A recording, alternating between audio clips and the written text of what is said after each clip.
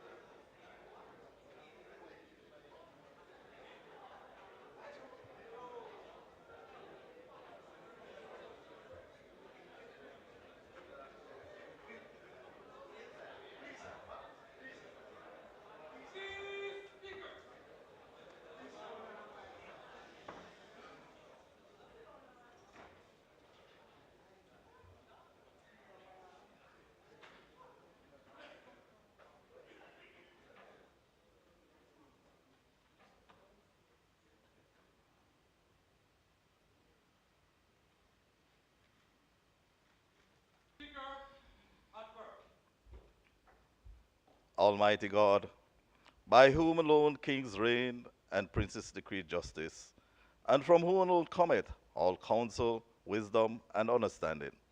We, thine unworthy servants, here gathered together in thy name, do most humbly beseech.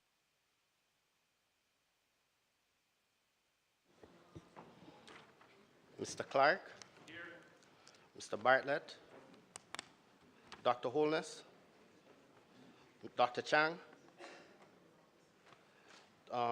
Mrs. Williams,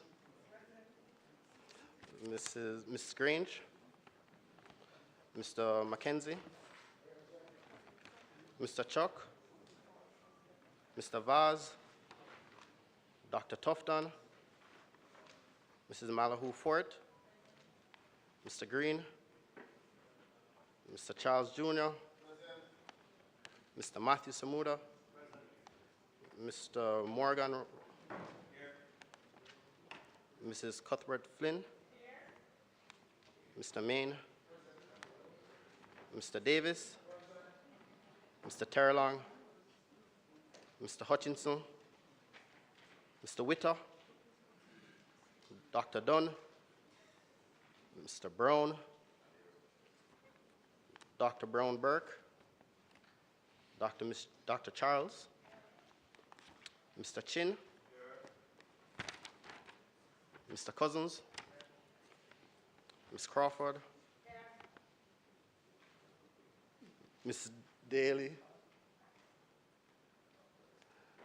Mrs. Dalrymple Philibert, Ms. Davis, Mr. Golden, Mr. Graham, Dr. Guy, Ms. Hamilton,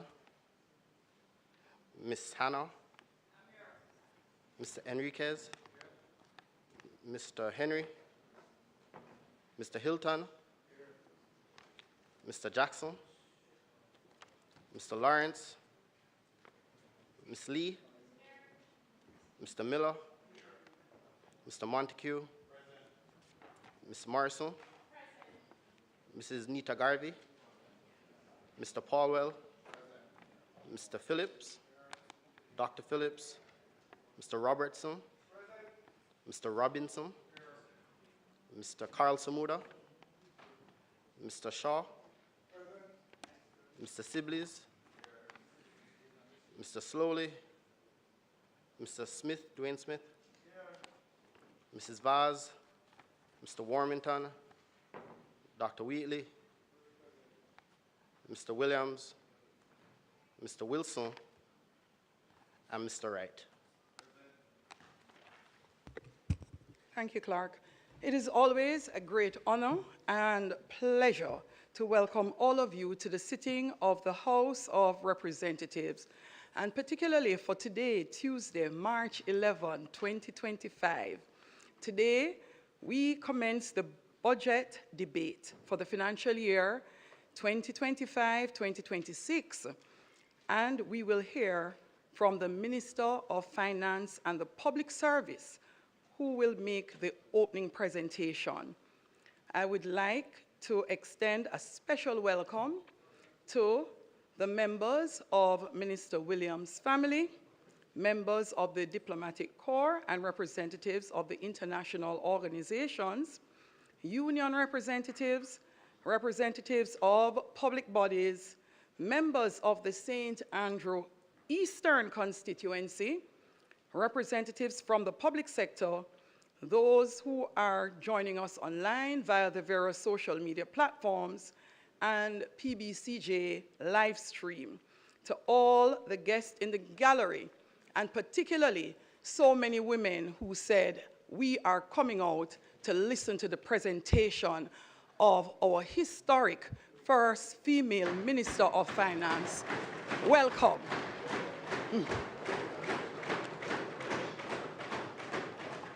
House Leader. Madam Speaker, I'd like to join you in welcoming members to this historic sitting of the House. As you have correctly stated earlier, that at this sitting history will be made when the first ever female Minister of Finance will make a presentation to this House. Madam Speaker, I'd like also to join you in welcoming the members of the Diplomatic Corps who are here with us in the gallery, to welcome the members of the international and multilateral community who are present here today, the members of the great constituency of Eastern St. Andrew, who are also here in the gallery, and members of the media and the numerous individuals who are joining by virtual means today as we stream live across the world for this historic presentation. Madam Speaker, I'd like also to welcome the members in the well of the House, senators, and also a former member of this chamber who is here with us today. Madam Speaker, as is customary, when the appropriation bill is to be presented, we carry through our agenda as quickly as we can to facilitate it. And so in that vein, I would invite you to proceed with the agenda as stated. May it please you, Madam Speaker.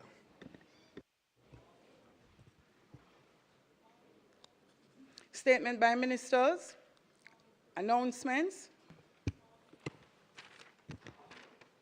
Laid on the table of the House are the following: Economic and Fiscal Assessment Report of the Independent Fiscal Commission for the financial year 2025-2026, Annual Report on Audited Financial Statements of the Ports Management and Security Limited for the financial year 2020-2021, Annual Report on Audited Financial Statements of the Postal Corporation of Jamaica for the financial year 2022-2023, the Segregated Accounts Companies Forms Regulations 2025 under the Segregated Accounts Companies Act, report of the Standing Finance Committee of the whole House of Representatives, consisting of all members of the House, Ministry Paper number 9 of 2025 entitled Revenue Measures for the financial year 2025-2026, and the Auditor General Department's certified appropriation accounts under the head 72,000C under the Ministry of Local Government and Rural Development for the year 2022-2023.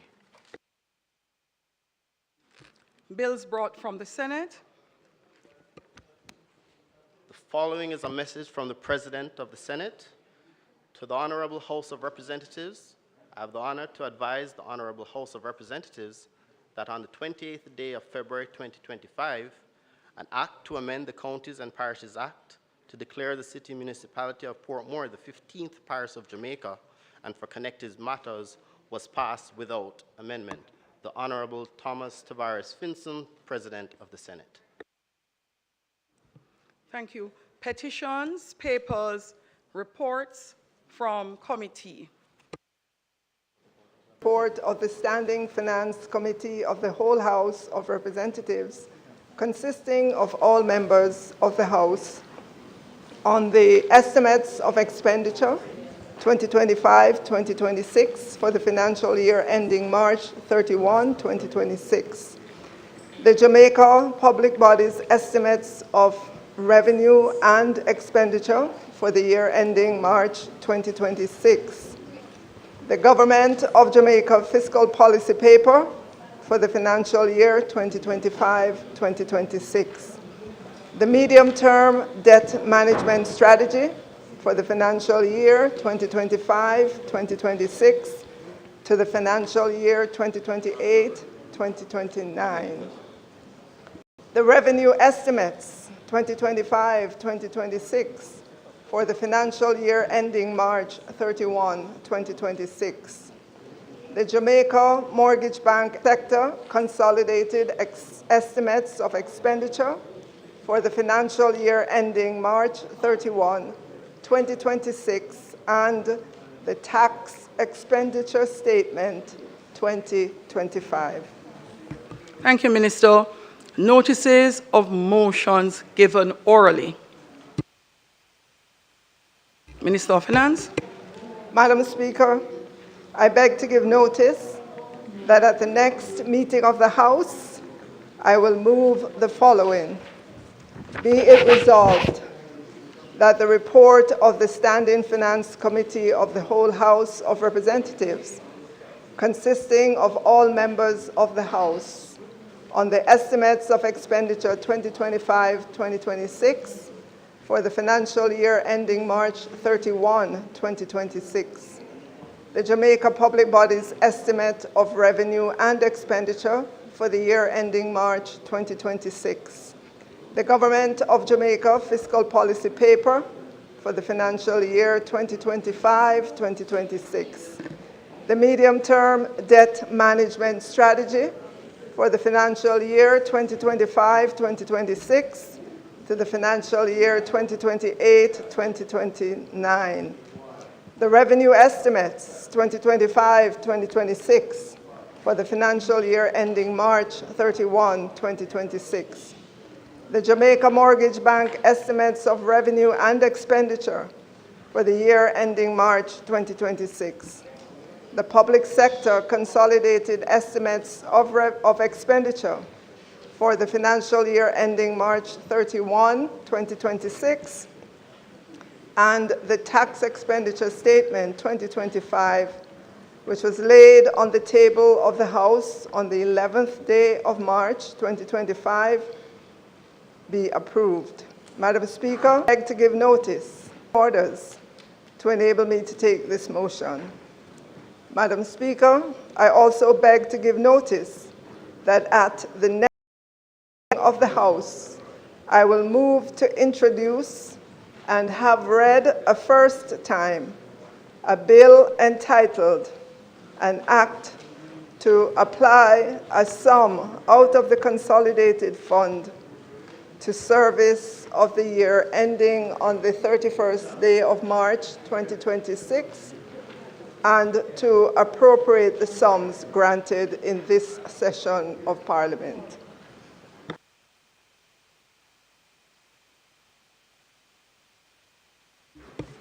Thank you, Minister. Questions and answers to questions, motions that may be made at the commencement of public business requiring notice, motions relating to the sitting of the House, motions for leave to introduce bills, presentation of bills without leave of the House first obtained, public business. House Leader. Speaker, in keeping with the order paper, I would recommend that you invite the Minister of Finance to now take the motion in her name as stated with regards to the report of the Standing Finance Committee. Minister, give me a moment, please. Members in the gallery, those who are visiting the Parliament today, just a small housekeeping reminder. You are not permitted to clap during the sitting of Parliament at all. No disturbances at all. And for those members who are seated here in chamber, just a reminder, Standing Order 34, you may refer to it as it relates to interruptions, and particularly our custom in respect of our budget debate. The member on their feet will be heard uninterrupted. Uninterrupted. Please refer again to Standing Order 34. Let us now make welcome Minister of Finance and the Public Service.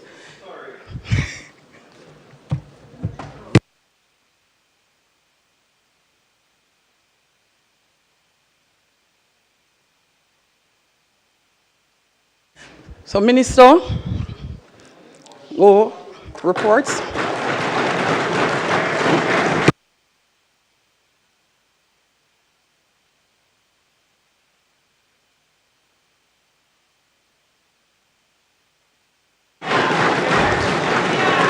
You can pause.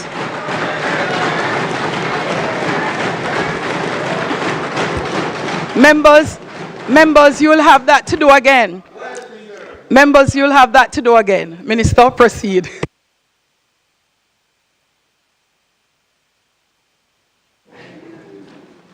Madam Speaker, I now move for the suspension of the standing orders to enable me to take the motion regarding the report of the Standing Finance Committee, notice of which I gave earlier. Those in favor? Aye. The question is, the minister has moved for notices in respect of, motion in respect of the Standing Finance Committee, which she gave earlier, be made. Those in favor?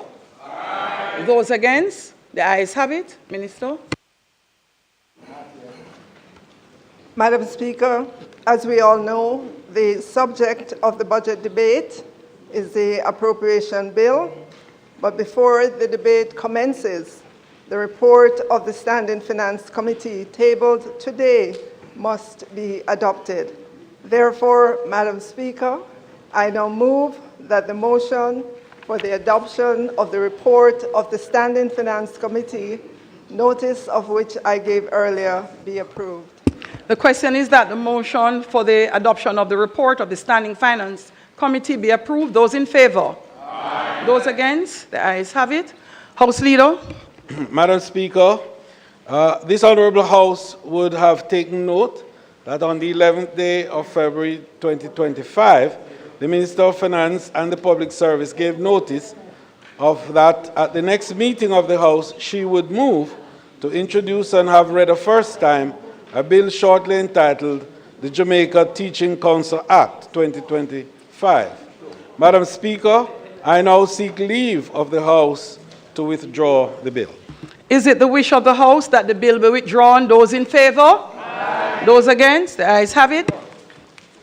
Madam Speaker, I now beg to move for the recommittal of agenda item presentations of bills without leave of the House first obtained to allow for the tabling of the appropriations bill. The question is for the recommittal of the agenda item, presentation of bills without leave of the House first obtained. Those in favor? Aye. Those against? The ayes have it. At presentation of bills without leave of the House first obtained, Minister of Finance and the Public Service. Okay. Madam Speaker, I move to introduce and have read a first time a bill shortly entitled the Appropriation Act 2025. The question is that the bill be read a first time. Those in favor? Aye. Those against? The ayes have it. Clerk. A bill shortly entitled the Appropriations Act 2025 read a first time. Minister of Finance. Madam Speaker, I beg to give notice of second reading of the bill. I further beg to give notice that at a later stage today, I will move for the suspension of the standing orders to enable me to take second reading of the bill and to commence the budget debate. Thank you. Public business. House Leader. Madam Speaker, the historic moment has arrived.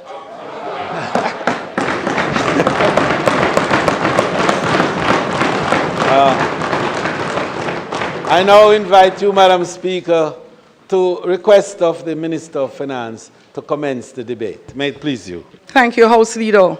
Members, let's make welcome to her feet for her first presentation as the Minister of Finance, our first female Minister of Finance, the Minister of Finance and the Public Service.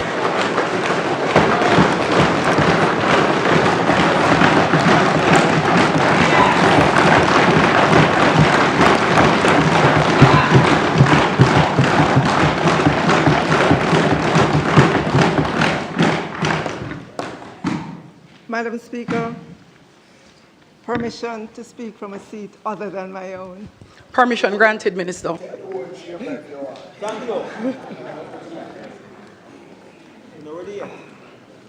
Madam Speaker, let me take this opportunity to acknowledge members of the Diplomatic Corps as they celebrate Diplomatic Week. Let me acknowledge as well members of the international organizations, unions, public sector, media, those online. Let me acknowledge as well all the senators who are here today. Let me take this opportunity to acknowledge my husband, Leo, of 35 years.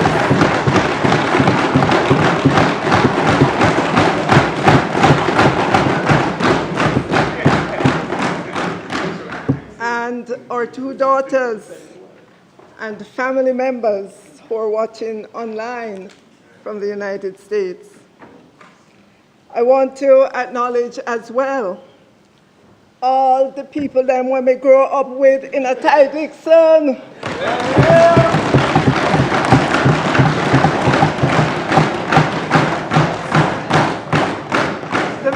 The very rural, subsistent farming community in which I was born and where I went to Miss Ivy Long's basic school and the government's Dixon primary school. Some of them from Dixon are here to support me. One of their own who has come from among them to the position of the first female Minister of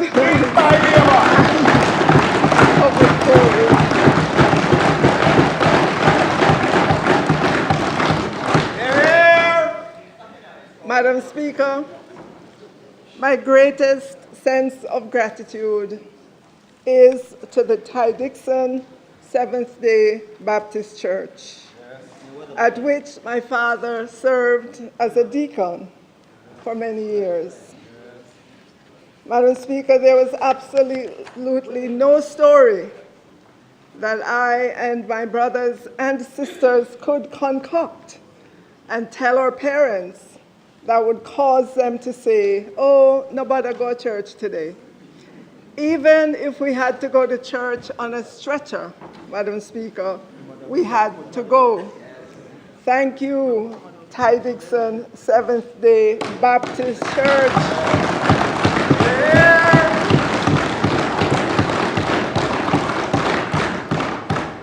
For instilling lessons that continue to shape my character and guide my footsteps. Madam Speaker, let me also acknowledge all my colleagues in Parliament this afternoon.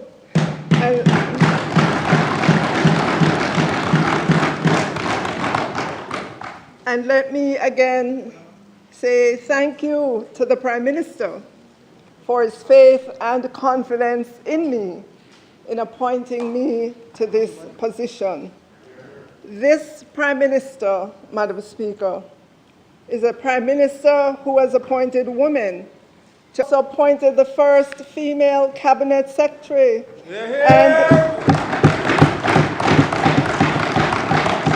and the first female head of the armed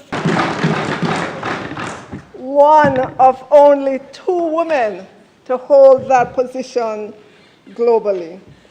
Across government, several women also hold important positions, such as permanent secretaries and heads of departments.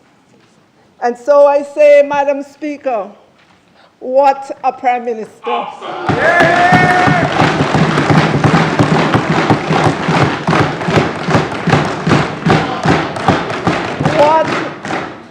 What a government, Madam Speaker.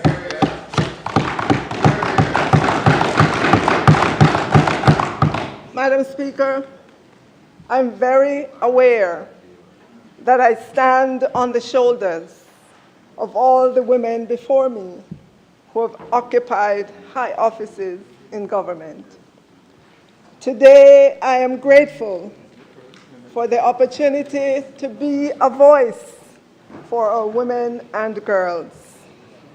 To my women colleagues in Parliament, I appreciate your support every step of the way.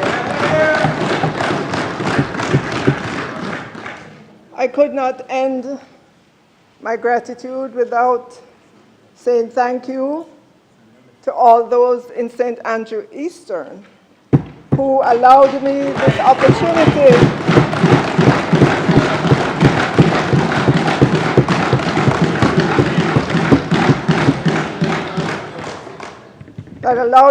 opportunity to represent them in Parliament and to work with them for a better life for them.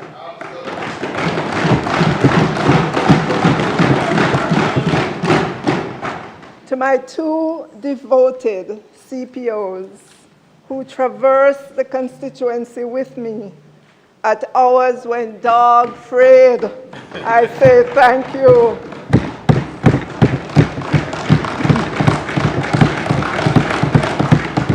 Your sacrifice has not gone unnoticed, and I want to say thank you to your families for their understanding.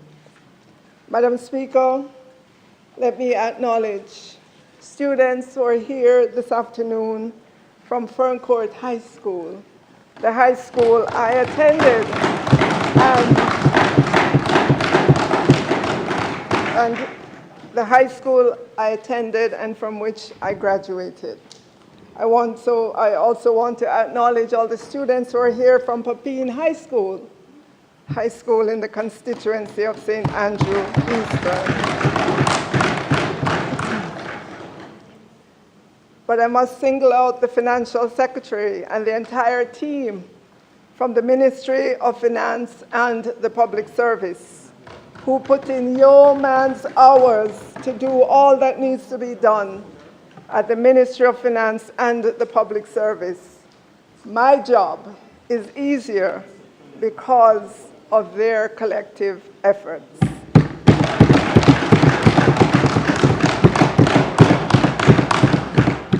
Madam Speaker, there are so many other persons in government and outside of government, too numerous to call by name, that have helped me on this journey.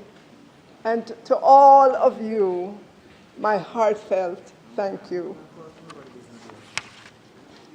To all I say, I appreciate all your contributions, especially your words of encouragement. Madam Speaker, this budget for fiscal year 2025-26 reflects the suggestions, the thoughts, and the ideas of many Jamaicans.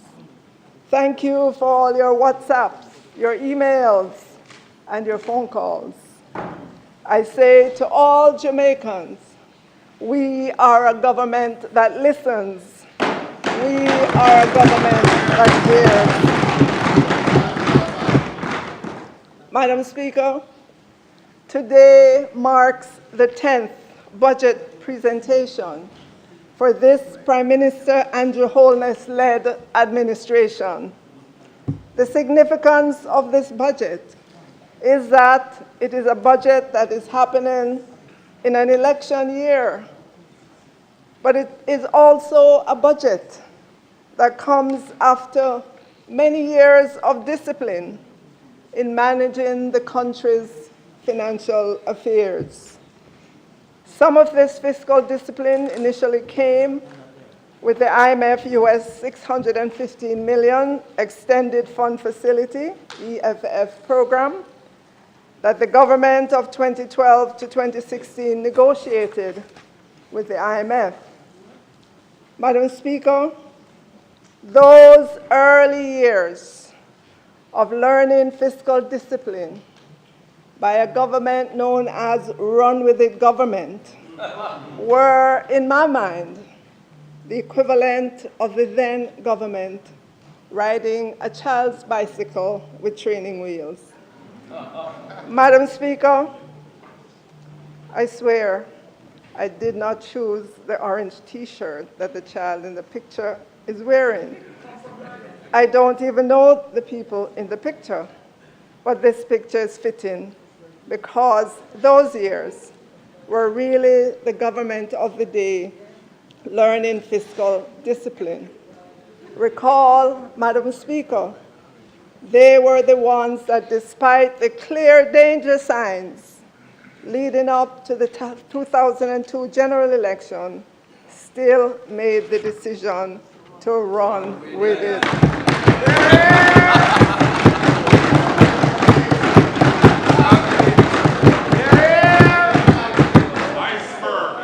So this is fitting. This picture is fitting.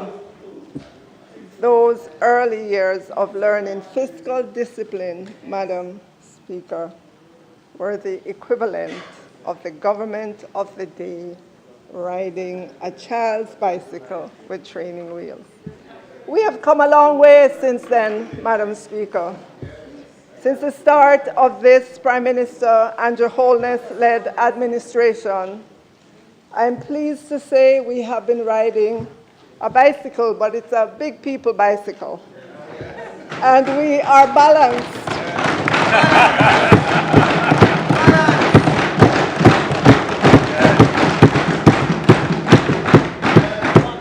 We are balanced on the big people bicycle with our own weight and are managing the complexities of Jamaica's budget with its many competing demands, all the while navigating the pressures of politics. I swear to you again, Madam Speaker, I do not know these people in the picture either. And why they would be showing a V sign that represents, I just not grateful for the question.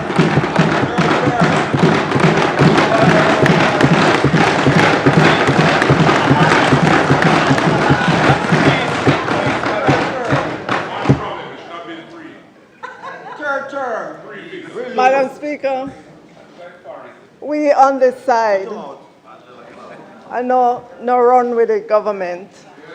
We are a responsible government. We are safeguarding the hard-won gains of the people of Jamaica so that their children and grandchildren can live a better life in Jamaica.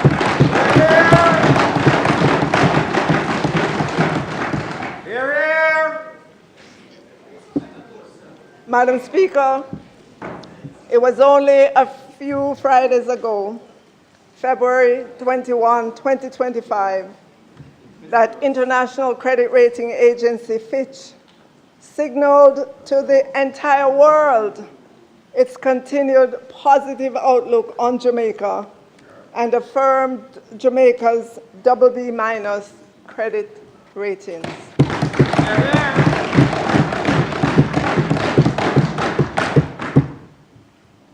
Credit rating Fitch said its positive outlook reflects the fact that Jamaica has stronger governance than the peer median, meaning, Madam Speaker, Jamaica is above its peer group in governance. Madam Speaker, I know me say so, a Fitch International Rating Agency says so.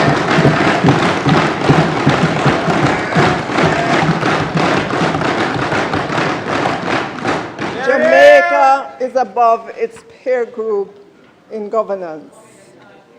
Fitch also highlighted that Jamaica has made significant progress with debt reduction and that Jamaica has a sound fiscal framework and, Madam Speaker, a strong political commitment to deliver large primary surpluses.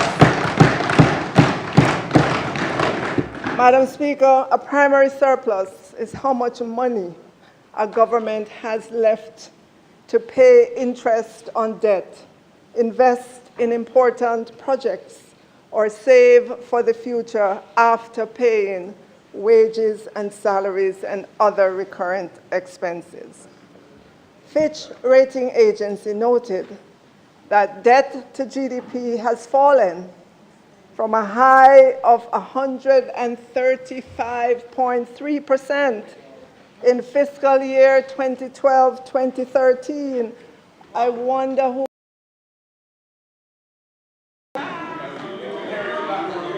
By the time, Madam Speaker,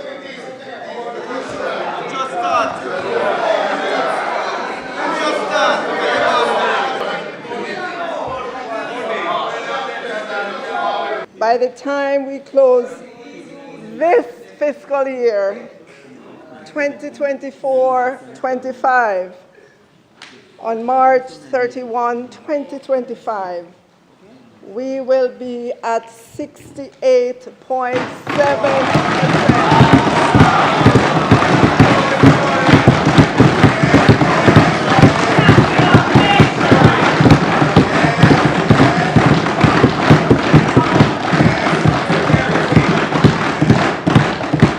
Madam Speaker, a country's credit rating is important because it reflects the country's creditworthiness and ability to repay its debt. A country's credit rating can influence investors' perceptions of its economic stability and growth prospects.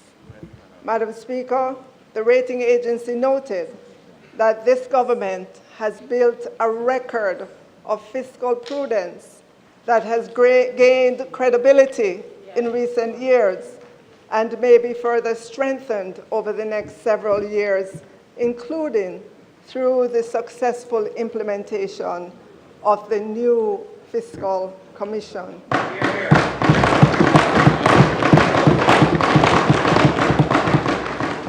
Madam Speaker, the Independent Fiscal Commission came into existence this year on January 1, 2025, and it has since assessed our budget and issued its opinion. If you recall, Madam Speaker, that role of assessing our budget was performed by our Auditor General for many years. The Independent Fiscal Commission, in its first report, has said that Jamaica's fiscal position and policy is sustainable. The legislated debt to GDP target of 60% or less by fiscal year 2027-28 is expected to be met. Overall, the macroeconomic and fiscal operations are reasonable and achievable. The Fiscal Commissioner did highlight some age-old issues with the budget process, and they are not new. The heavy reliance on tax revenues in the last 2 weeks in March, the last month of the fiscal year. The Fiscal Commission also pointed to the need to have a presentation of the fiscal balance for the specified public sector, and that the revenue measures should be tabled simultaneously with all other budgetary documents, despite this never been done before by any finance minister, Madam Speaker. So, Madam Speaker, we are ending fiscal year 24-25 strong. Unemployment is down, employment is up.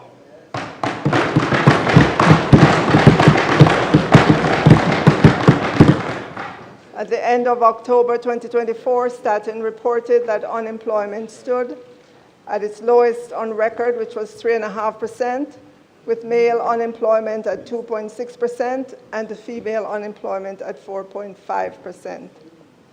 Madam Speaker, I want us to pause and think about this. This is a significant achievement that we should not let anyone diminish. No boy, no girl, no one.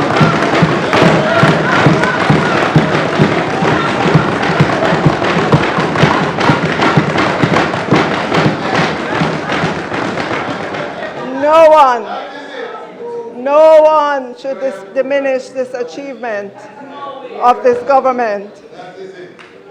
Madam Speaker, if you take a look at the chart, look back at October 2013.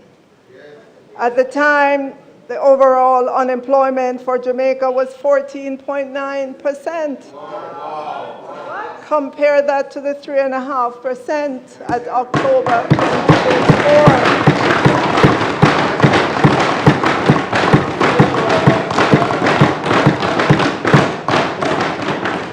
Female unemployment, Madam Speaker, at October 2013 was 20%, compared with 2.6% at October 24.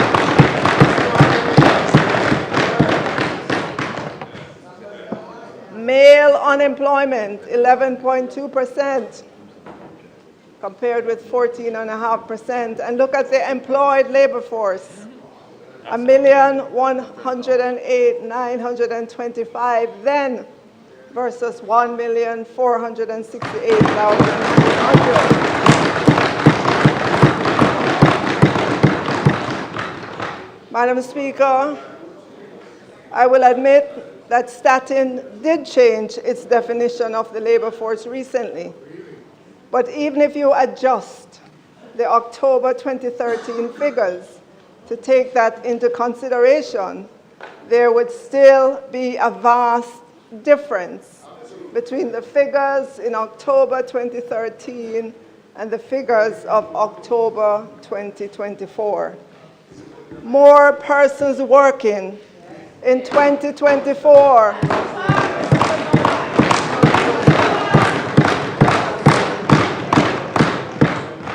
Madam Speaker, more persons working in 2024 is a result of the good policies by Prime Minister Andrew Holness-led government. Today, Madam Speaker, in 2025, jobs abound. We can't find workers. Madam Speaker, we're indeed ending fiscal year 2024-25 strong. Debt to GDP is down, and we're on the path to getting to less than 60% debt to GDP by fiscal 27-28. And Madam Speaker, if anyone doubts the wisdom of remaining on this path towards 60% debt to GDP, then they should get off this path and see how quickly and how negatively the markets would react.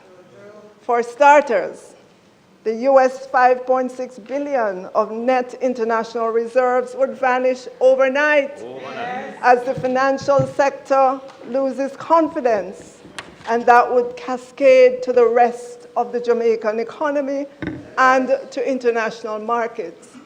Madam Speaker, confidence, once lost, is very difficult to restore.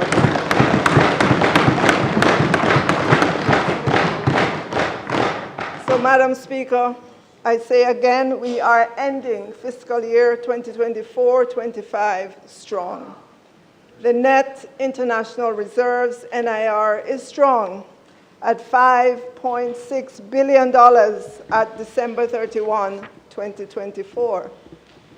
And there's a chart from the Bank of Jamaica's database that shows how our net international reserves have grown since 1992. You know, Madam Speaker, there are some persons who have been trying to rile up Jamaicans to be loud about getting some of the net international reserves to be spent now to take care of short-term wants. Madam Speaker, that is downright irresponsible.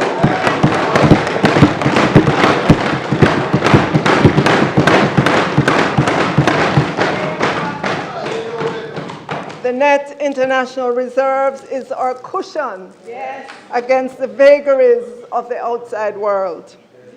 Madam Speaker, the main purpose of a country's net international reserves is to act as a financial safety net, providing a cushion against external shocks like currency crises or sudden disruptions in capital inflows, allowing the country to meet its foreign exchange obligations and maintain stability in its domestic currency by intervening in the foreign exchange market if needed.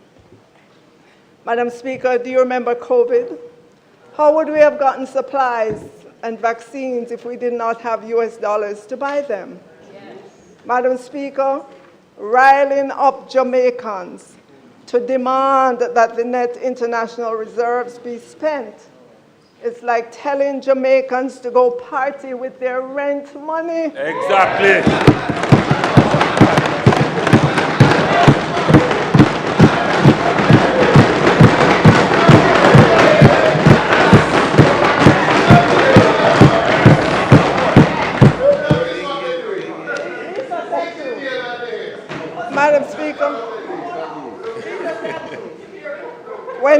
Madam Speaker, when the music is done at the party, what you gonna do?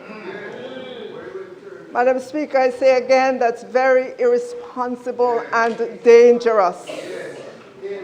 Madam Speaker, if they mean Jamaica and Jamaicans any good, they will stop encouraging Jamaicans to demand.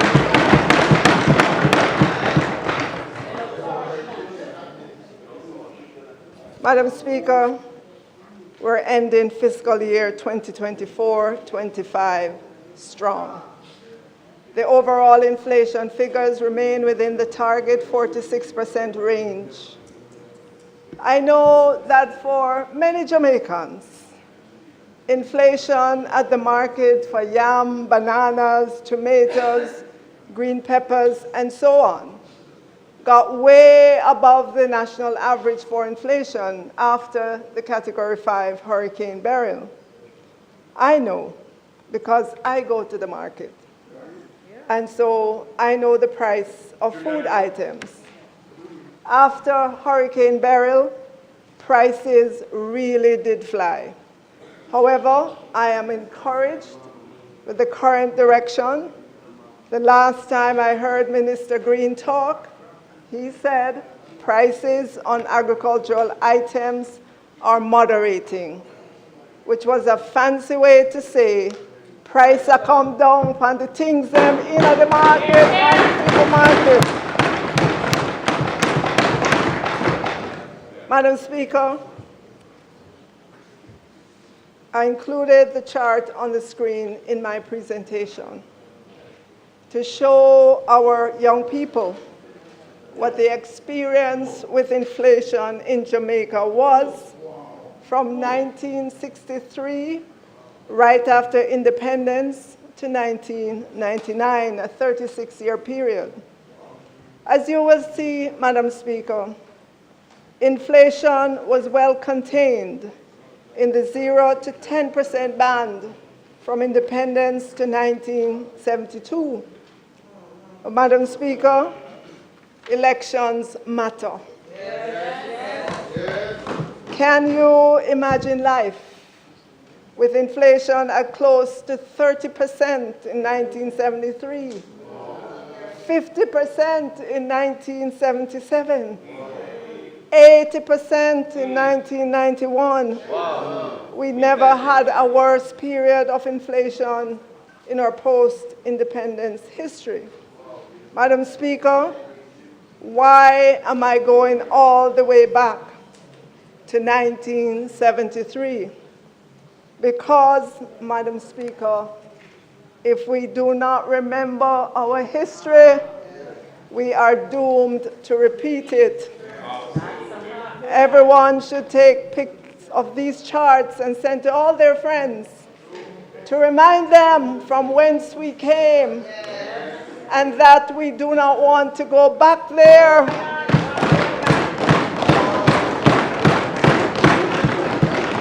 And certainly not with the people who were responsible for the 30% inflation in 1973, the 50% in 1977, and the 80% in 1991. Madam Speaker, we are ending fiscal year 2024-25 strong. As a country, we did better than what was projected. Crime is down, roads are being fixed, people got their reverse income tax credit, inflation is contained, persons and businesses are getting relief with the Special Arrears Settlement Program, an initiative that relieves the taxpayers of the penalties, interests, and surcharges that have accrued on an outstanding principal balance. We expanded the limit of the capitalization of companies on the junior market, reduced the income tax for companies that generate more than a specified amount of energy from renewable energy, clarified the tax rate for trust and corporate services, and increased the allowance offered to the pensioners and persons over the ages of 55 and 65 years old. We also streamlined the Procurement Act to make it more efficient in its execution. Madam Speaker, what a government.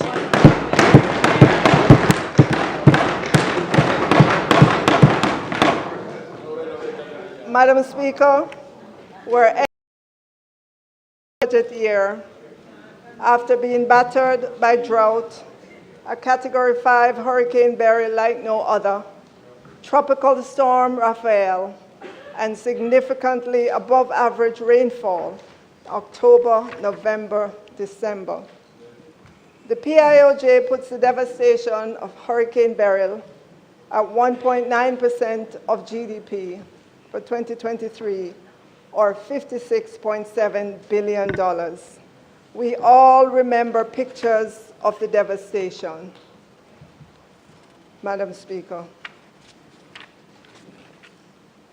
In the left, on the screen, a woman looks at a beach littered with trash at Bull Bay, Jamaica, in the aftermath of Hurricane Beryl.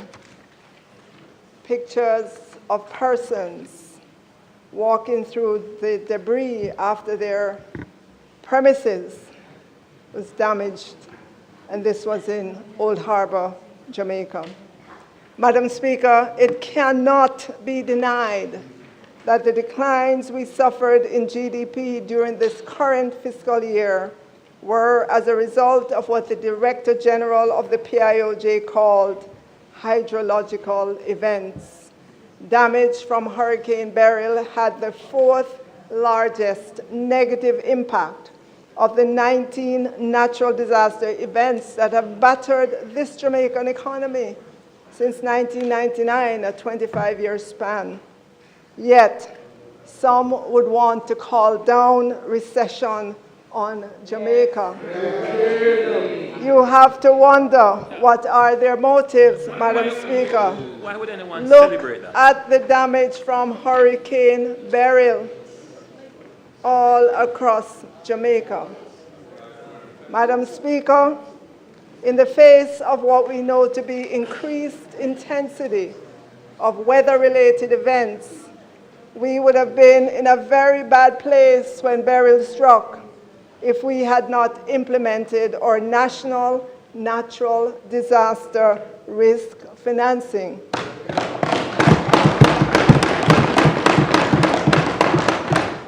With the many layers of shock absorbers for the economy. Madam Speaker, had this government not had the foresight to ensure that we had this multi-layered risk-absorbing facility in place, we would not have been able to do the emergency repairs to public infrastructure, clean up and relief effort activities, as well as social expenditure to assist the indigent and other vulnerable populations. Our schools will still be in a very bad shape. A large percentage of the students would not have been able to attend school up to now because their school building would not have been fixed yet. I should know. I was the Minister of Education at the time. Madam Speaker, Here is what this government has put in place to cushion the budget during disasters and provide for Jamaicans. $130.6 billion national natural disaster risk financing shock absorber.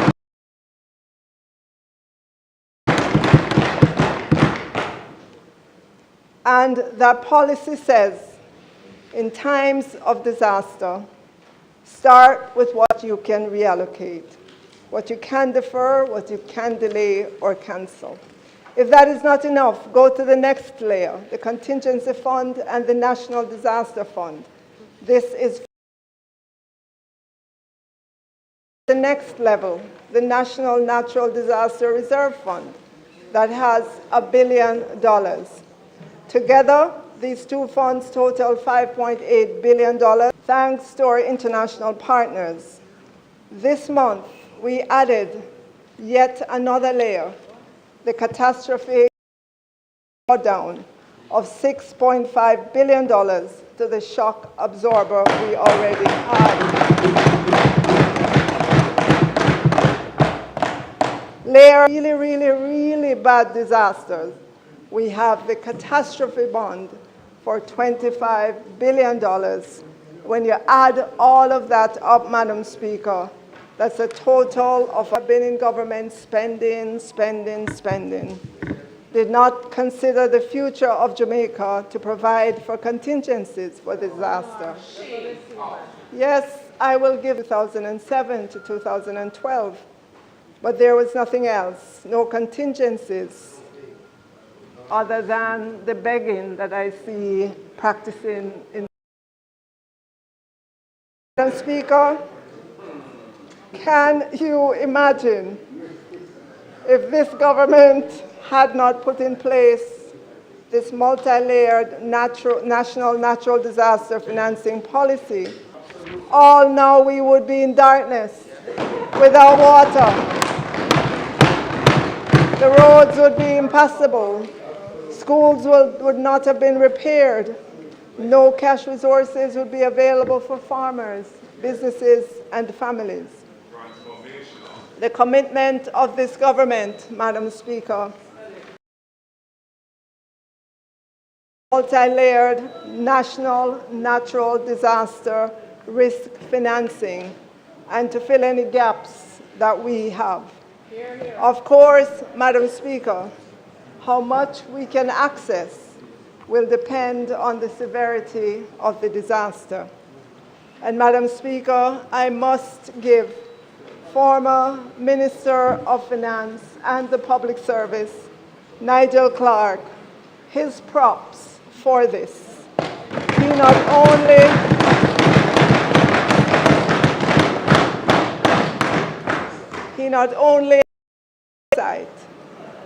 he did the work. We are continuing that work. And so, Madam Speaker, the question, foresight, to put in place a $139 billion shock absorber for this economy, or one that run with it during and not just the weather across the world that has caused dislocation.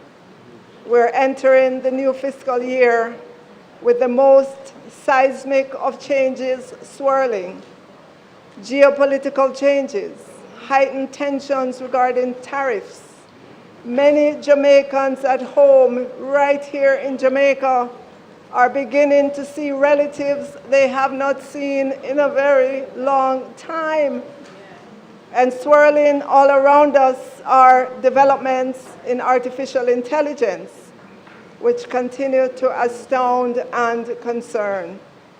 The Nobel Prize Committee recently recognized AI's importance when it awarded the Nobel Prize in Physics to John Hopfield and Geoffrey Hinton for fundamental discoveries and inventions that enable machine learning with artificial neural networks.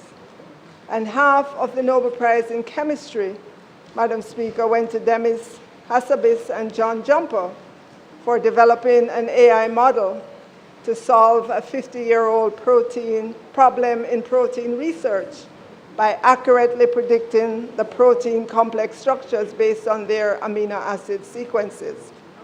Madam Speaker, I am not a scientist, and so I used AI to help me understand the significance of solving this 50-year-old problem. Scientists say that results that once took years now take seconds. Yes. Madam Speaker, there's a lot of discussion, and that discussion is growing on whether and how to regulate AI. Agreement on that score remains elusive because, again, experts say too much is changing too fast. So, Madam Speaker, why am I going so far afield talking about AI? Because, Madam Speaker, scientists say these advancements hold transformative potential for fields like medicine, biotechnology, and environmental science, that we can now predict protein structure and design our own proteins confers the greatest benefit to humankind.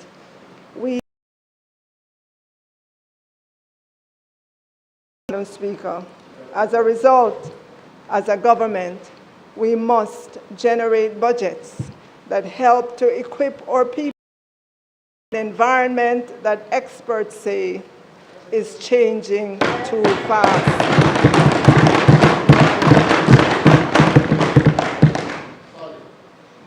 Madam Speaker, for the central government for fiscal year ending 31st of March, current expenditures, which includes wages and salaries for the various ministries, departments, and agencies of the central government, increase of 9.6% over the current expenditure of 24-25. Capital spending of $62 billion for central government is up 1.5% from the revised estimate of $61.7 billion. We had originally anticipated to spend $80 billion when the budget for fiscal year 2024-25 was first tabled in Parliament. Madam Speaker, debt amortization, which is where a lot of the confusion was among those who took a look at the expenditure when those were published. Debt amortization was $317.3 billion in fiscal year 2024.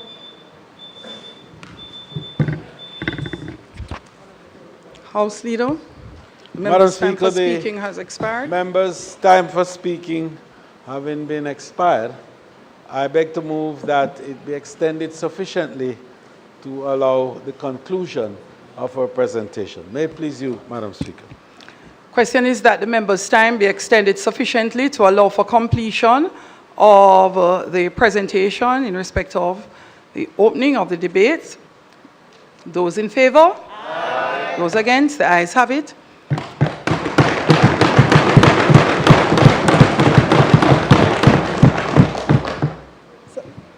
Madam Speaker, debt amortization, which is where a lot of the confusion was among those who took an initial look at the expenditure when they were published, was $317.3 billion in fiscal year 2024. But it is only going to be $162.7 billion in this upcoming fiscal year. If you simply use the numbers in the fiscal conclusion, expenditure, excluding the debt amortization, was up 9.6% for this upcoming budget year versus that expense. This means more is available to spend on those things Jamaicans care about: roads, water, education, security, health, technology. Garbage central government, which is $62.6 billion, to the $103 billion capital spending our public bodies will deploy, a 36.5% increase over what is being spent in this fiscal year ending March 2025. This will significantly add to GDP growth in the new.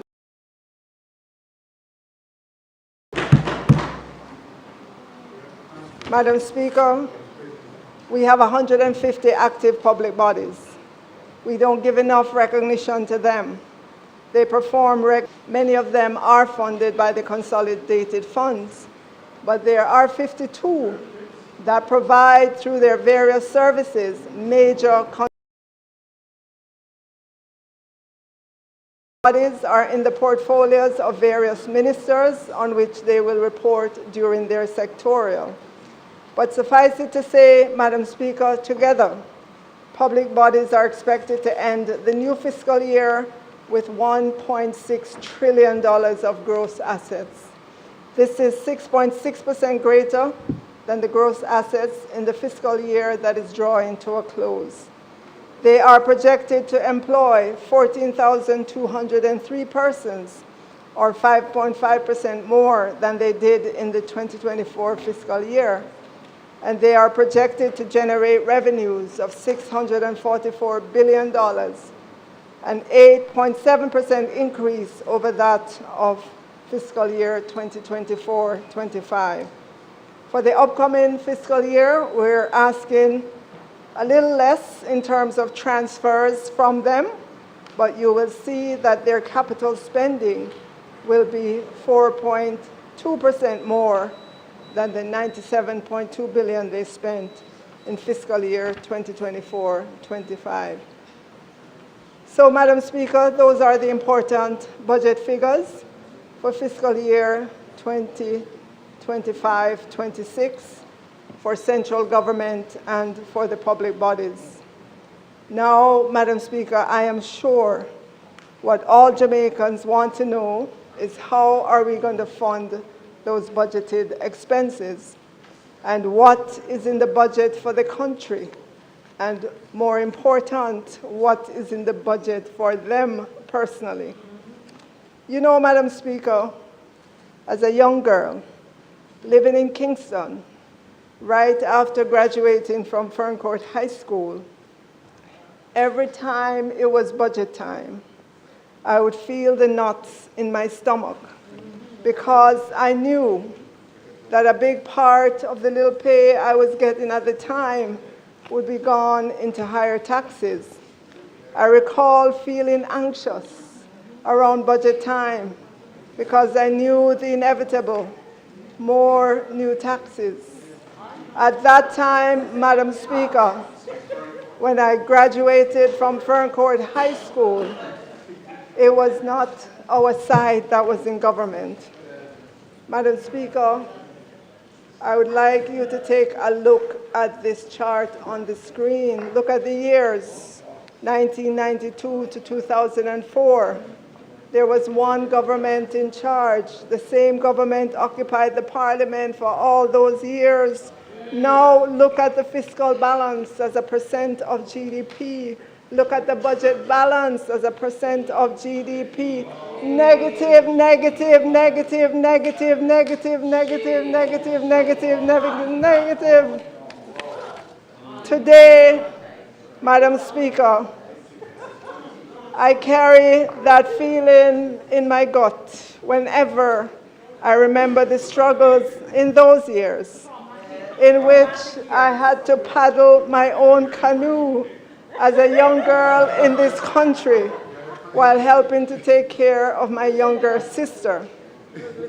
Madam Speaker, I know that we all know that this is an election year, but I do know as well that Jamaicans have grown to know that as a government, we are committed to remain disciplined.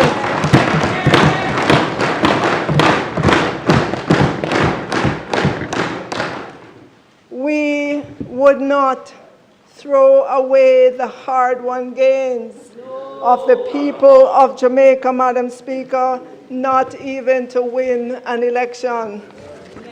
So how will the budget for fiscal year 2025-26 be funded?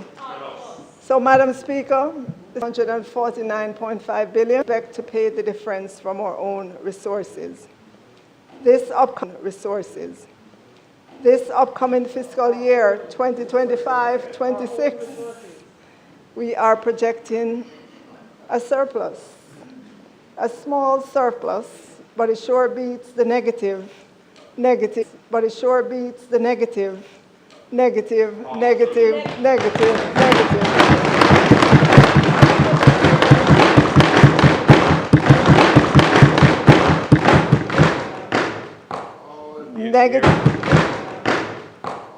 Negative years that have plunged Jamaica into the abyss.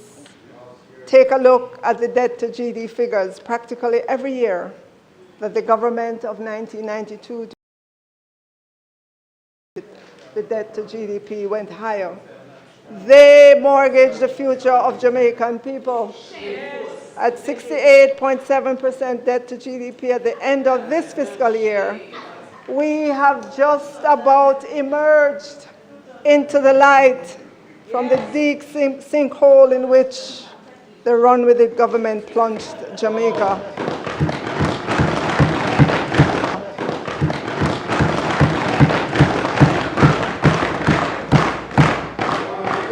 Madam Speaker, recent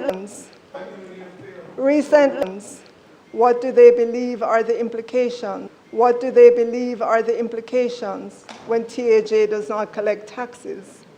The answers may surprise many. Of the economy would be negatively impacted. They say the ability for government to pay for social amenities would be reduced. They say there would be an inability.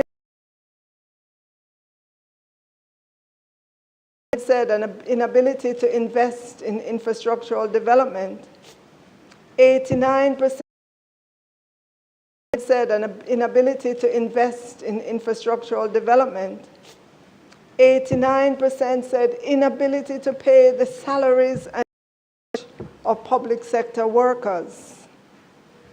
Madam Speaker, 72% said the implication when TAJ does not collect taxes is an increase in tax rates. An inability to establish an optimal budget for the country. And 78% said when TAJ does not collect taxes, it increases the tax burden on those who pay taxes. Madam Speaker, these responses are encouraging to me, to know that when all is said and done, Jamaicans do understand that a government, any government, has to collect taxes to pay for social amenities, service the country's debt, invest in infrastructural development, pay the salaries and wages of public sector workers, among other things. For example, in the expenditure for this upcoming fiscal year, we have had to make an allocation for the new round of wage negotiations, plus the one-offs and back pay or retro pay due to some groups. Jamaicans get it, Madam Speaker. It's in the budget at $495.8 billion, and it includes new rates of pay for medical consultants, dental surgeons, support the employment of agricultural wardens, $1 billion to support continuation of the Jamaica National Service Corps, and a compensation contingency provision of $33 billion to meet the cost of public sector wage settlement, including a provision of $3 billion to support the filling of vacant technical positions in regional health authorities. That's in the budget, Madam Speaker. On the issue of the current round of wage negotiations,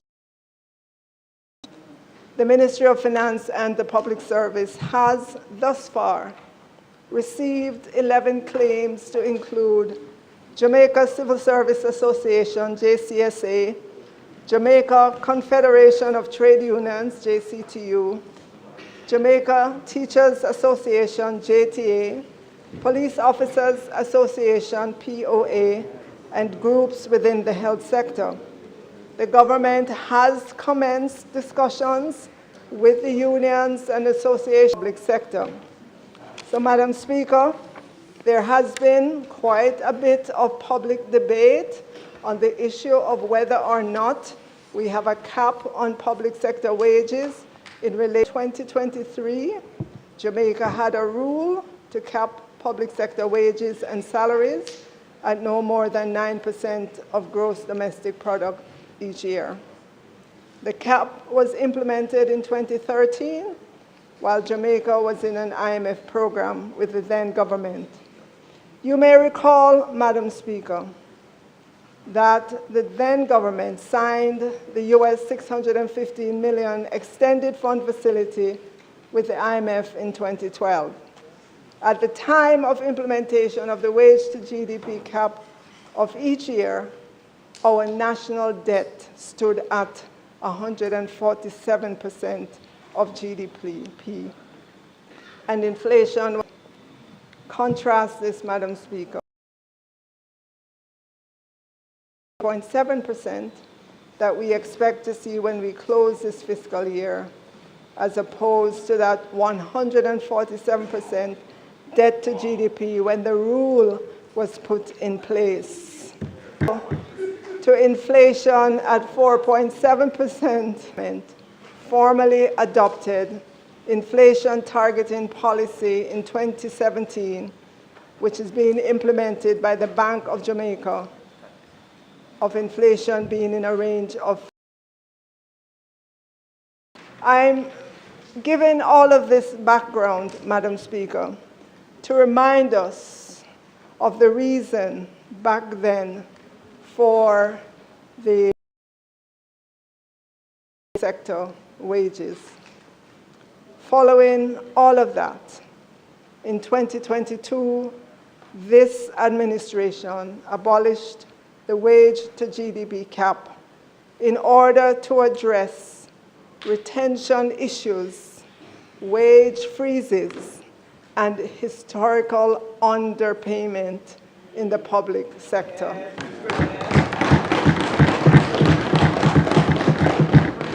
Truth be told, Madam Speaker, the history is that the target was met only once, and the cap was criticized for stifling public sector reforms and contributing to attrition in critical services like healthcare and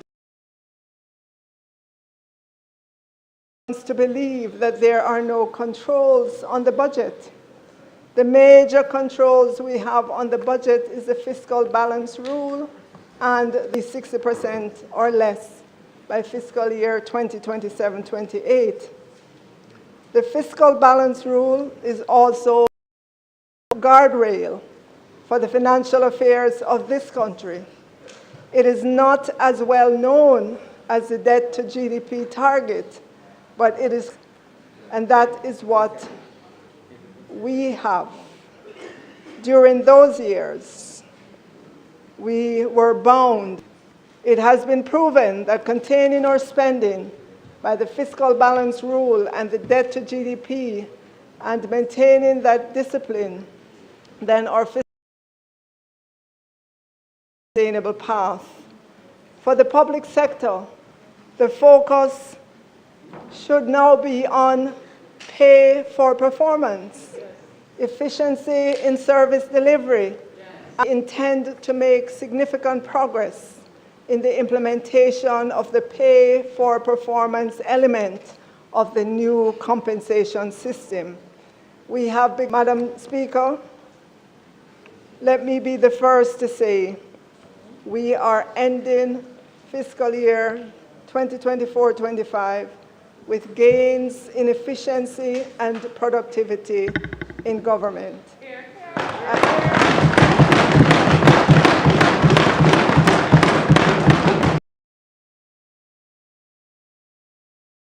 Sincere gratitude to my predecessor, Dr. Nigel Clark, for a very good run of the first leg. Express my thanks also to our union partners and public sector workers who stayed the course as we navigate that the government is inefficient and ineffective. And I'm the first to admit that whilst we have achieved a lot, much more is left. We cannot close shop and put up a sign to say under transformation, ports and police stations. At the same time, the data center at eGov Jamaica is sectorial. These are examples of the work of the TIU, the partnership with the Child Protection and Family Services Agency to modernize its ICT infrastructure. The CPFSA can now boast a unified network built on modern, secure, and robust technology. Still on the ICT front, my HR, an integrated HR and payroll management system, is the first enterprise system successful in the public sector. It is now being used by approximately 70 ministries, departments, and agencies, which is putting the government on a path critical resource, which is people. Access their records anytime. Access their records anytime to ascertain information such as leave balances, status of request, to build on the gains made in phase one. To build on the gains made in phase one. Phase two will focus more on digital transformation. Requirements for increased productivity in the 100 million to the Transport Authority and 210 million to the Jamaica Commodity Regulatory Authority, JACRA. That's in the budget, Madam Speaker. Madam Speaker, let me pause that the $10 billion allocation to the National Water Commission was the easiest yes for me.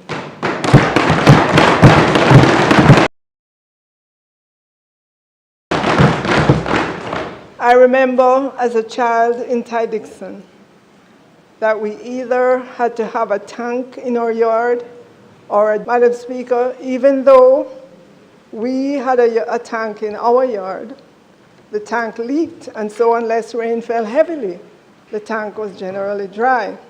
Madam Speaker, I remember many school mornings in order to tidy up to go to primary school, that as children, me, my younger brother and sister, and other children in Ty-Dixon had to go to the one government water in a pan, put the pan of water, yes.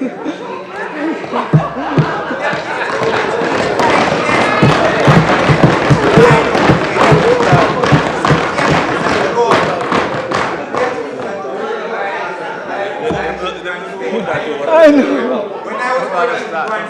So, Madam Speaker, yes. In order to tidy up to go to primary school, we had to go to the one and only government public tank to catch water in a pan, put the pan of water on our heads with a cutter under it.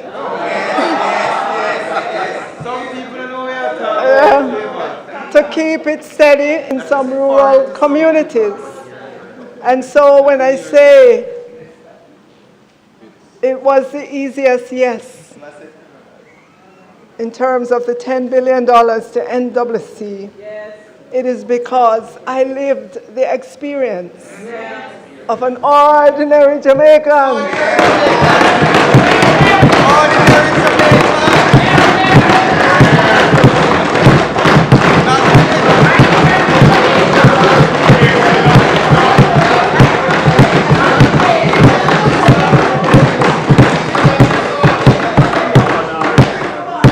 An ordinary Jamaican in rural Jamaica, in Ty-Dixon, And I know the hidden hopes and dreams of ordinary Jamaicans for a better life.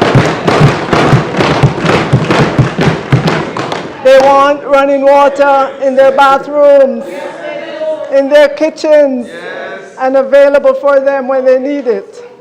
Madam Speaker, this government will continue to work to make that happen for every Jamaican household.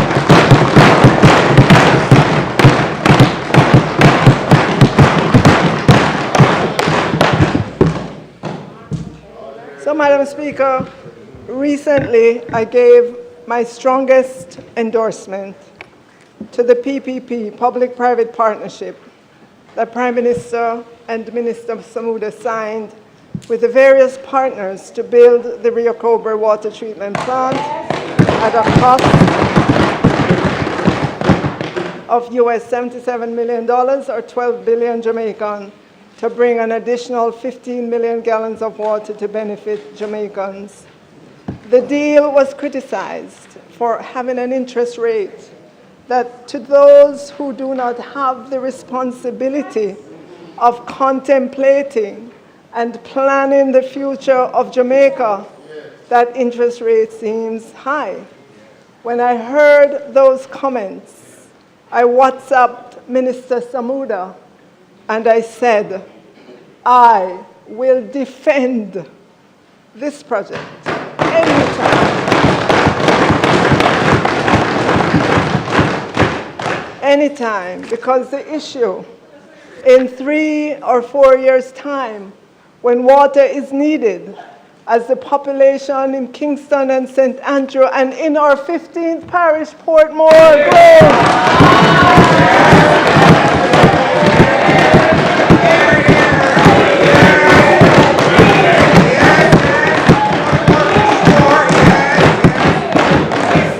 At that time, in 3 or 4 years' time, the issue will be water versus no water, not high versus low interest rates. Madam Speaker, I know the hidden hopes and dreams of ordinary Jamaicans for a better life. Our commitment is to continue creating the pathway for that better life. So, Madam Speaker, approximately 2.1 billion, of which 1.1 billion is allocated to the Ministry of Labor and Social Security to provide individual grants of $20,000. That is in the budget. Prime Minister will speak to this in his budget presentation. He announced this at that special conference, you remember back in November of 2024 at the National Arena. That is in the budget, Madam Speaker. There's $1 billion to the Ministry of Science, Energy, Technology, and Transportation to support a program dealing with the alleviation of energy poverty. That is in the budget, and I will speak more to that shortly. Restoration and maintenance of major corridors and gullies program at $4.6 billion is in the budget. Our Prime Minister will speak to the specifics of this. And there is $1.96 billion to support the holding of general elections within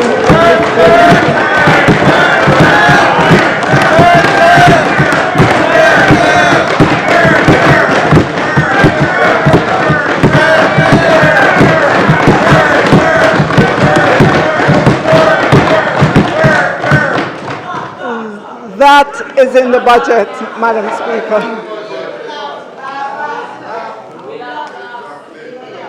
The payment of principal amounts of $1.5 billion on NHT arrears of approximately $2.5 billion, which includes penalty of $1.3.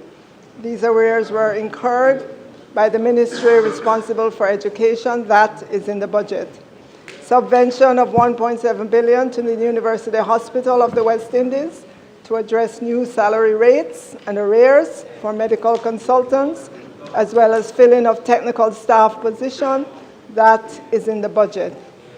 UTEC, obviously, Madam Speaker, I can't list every single thing, that is in the budget, but to say to you, Tech, you are in the budget. Set the record Yes. straight. Real record. Madam Speaker, I know that DBJ is a public body in the Ministry of Economic Growth and Job Creation that channels financing to MSMEs as well as to large projects in order to drive economic growth and development. It will continue to pursue innovative means of mobilizing funding and leveraging private sector investment and expertise through its venture capital program as well as public-private partnerships and privatization transaction. Madam Speaker, $2 billion is in the budget for DBJ to allow them to continue to facilitate sustainable growth of startups and MSMEs. And to continue support women-led initiatives, entrepreneurship training, including digital skills bootcamp. $2 billion is in the budget for DBJ, Madam Speaker, for MSMEs. We have to commend our MSMEs. The latest figure from the Small Business Association of Jamaica is that there were an estimated 422,000 registered small businesses in Jamaica, generating, and get this figure, 80% of the jobs in the Jamaican economy. This means 1,136,240 persons in our workforce are employed by a micro, small, or medium enterprise. In the picture on the screen, Mr. Headley and his egg farm is one such person who DBJ assisted to expand his farm.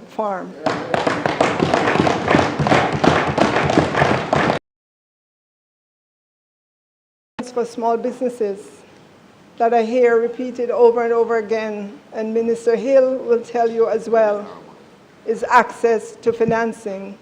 And not is difficult.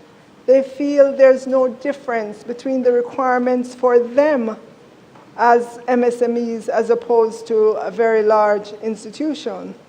And so my commitment to them is to get together with the Minister Hill, to let us sit down with the banks and see how we can agree to reduce the burden of for MSMEs. Madam Speaker, recently, as a government, we listened to the new They said that 100% bond on the duties they pay ties up too much of their capital. Madam Speaker, some 50,786 motor vehicles worth $81 billion in 2022. And if you look at the duties are between 67 to about 88% of the value. And if you assume the lowest duty, you can see that the capital tied up against the duties is significant. We listened to the industry.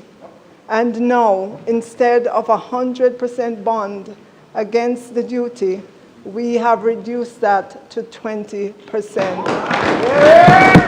Very nice.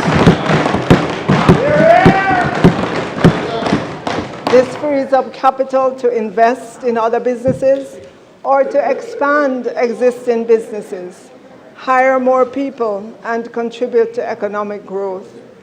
That was not a call on the budget. That was not a tax incentive.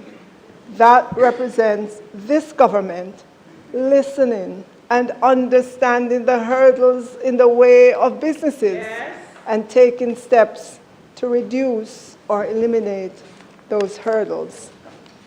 Madam Speaker, on capital spending, the $62.6 billion proposed for capital expenditure in 25-26 will be spent by central government, and it includes a contingency provision for new public projects of $2.1 billion. Major infrastructure projects under implementation by the Ministry of Economic Growth and Job Creation accounts for $30.6 billion, or 49% of the capital spending across central government. And I am sure the more roads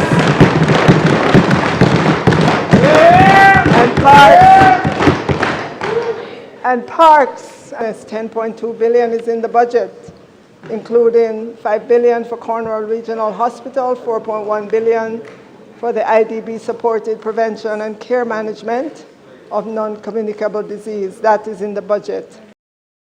$0.6 billion in the budget for the Office of the Prime Minister, including $3 billion for NIDS. That is in the budget.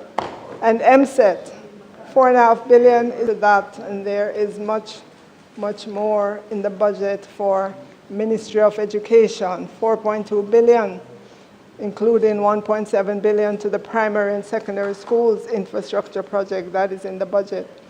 At the Ministry of Agriculture, $3.7 billion, and I am sure Minister Green can't wait to tell you about what he's doing for Essex Valley and Southern Plains.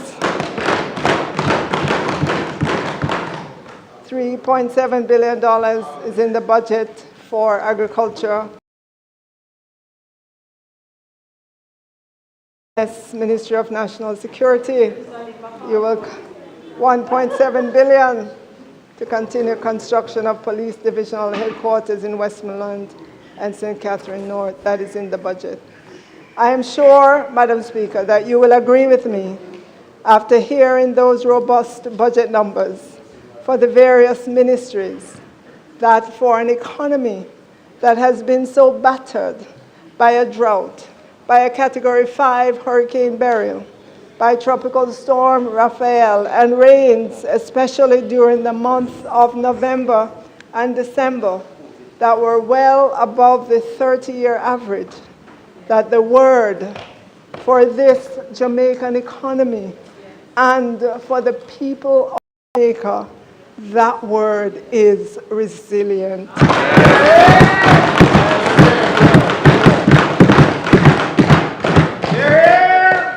Madam Secretary, and as a household, during the new fiscal year, we will bring to Parliament legislation for microinsurance.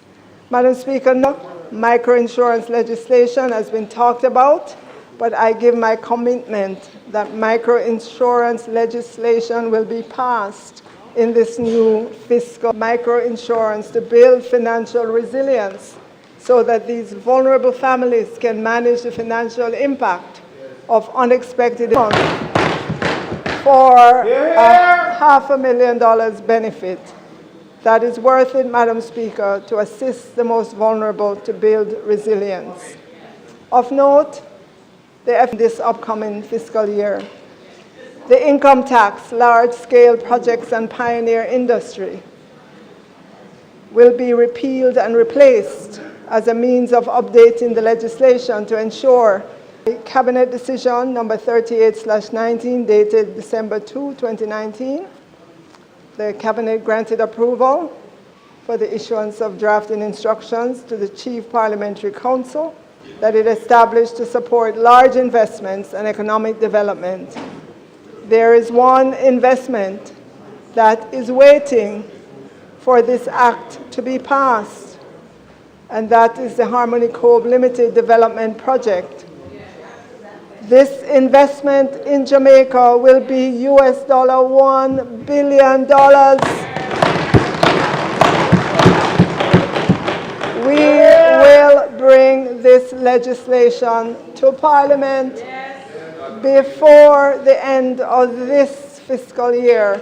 This investment is phase 2 of the private pension reform process, referred to as the adequacy phase. Seeks to address issues such as the locking in of members' compulsory contributions, vesting of members in relation to benefits derived from the employer's contributions, portability of pension benefits, and allowance for the pension. This Phase 2, Madam Speaker, has been talked about and dreamt about for a very, very long time. I can recall during my is important, and so I will prioritize this legislation in this upcoming fiscal year. Madam Speaker, in order to continue the innovation in our financial sector, we will quickly pass the Virtual Asset Service Provider Bill legislation, a critical piece of legislation which is not just a regulatory necessity, but an economic imperative for the future of Jamaica. The bill represents a pivotal step in modernizing our financial sector, ensuring our compliance with international financial regulations, and positioning Jamaica as a leader in fintech innovation within the Caribbean. Madam Speaker, Jamaica must pass this Virtual Asset Service Provider Bill to ensure compliance with the Financial Action Task Force, FATF Recommendations 15 and 16. Our financial system must meet global standards on anti-money laundering, AML, counter-terrorism financing, CFT, and the prevention of proliferation financing, PF. This legislation establishes a robust legal and regulatory framework for virtual asset service providers, ensuring that those businesses operate within strict licensing, supervision, and enforcement guidelines. Madam Speaker, beginning with this budget speech, and I will announce shortly, will be the start of our initiatives to encourage local taxpayers to bring home to Jamaica their business income and business activities, including associated businesses and employment, as well as investment holdings that have been established in or transferred to other tax jurisdictions. A Cabinet submission detailing this will be in front of Cabinet shortly for its consideration. And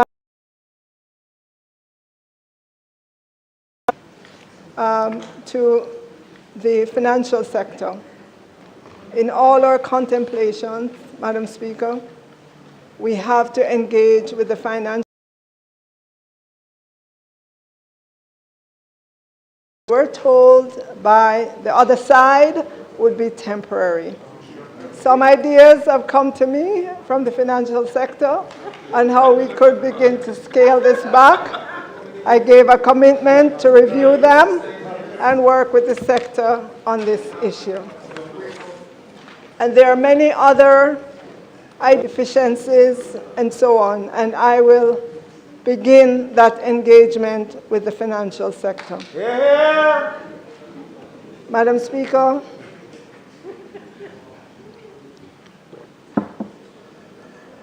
the Student Loan Bureau, make year 2025-26.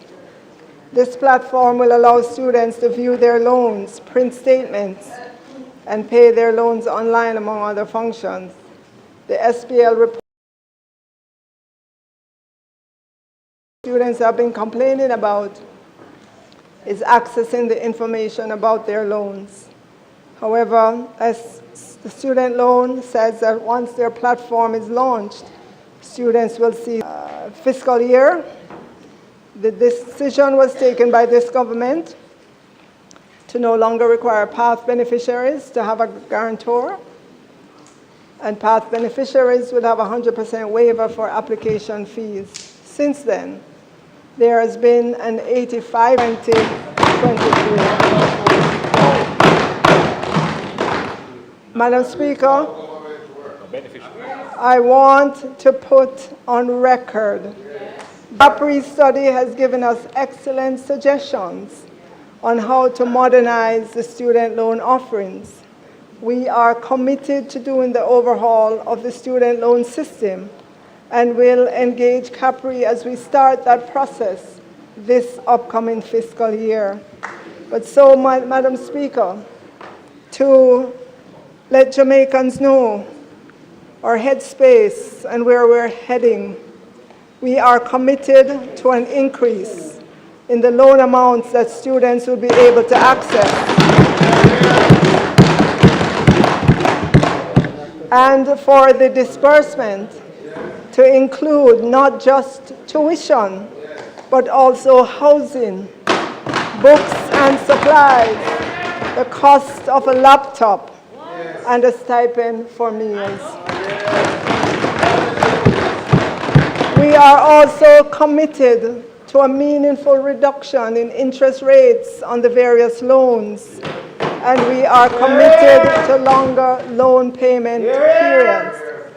As you can see, Madam Speaker, these would be significant changes to how the Student Loan Bureau operates currently. And so we have to work with the Student Loan Bureau to be able to launch these initiatives for the new school year starting September 2026. It's going to take time to implement these changes. The student loan is building bridges and transforming dreams. But while we wait for those changes, this student loan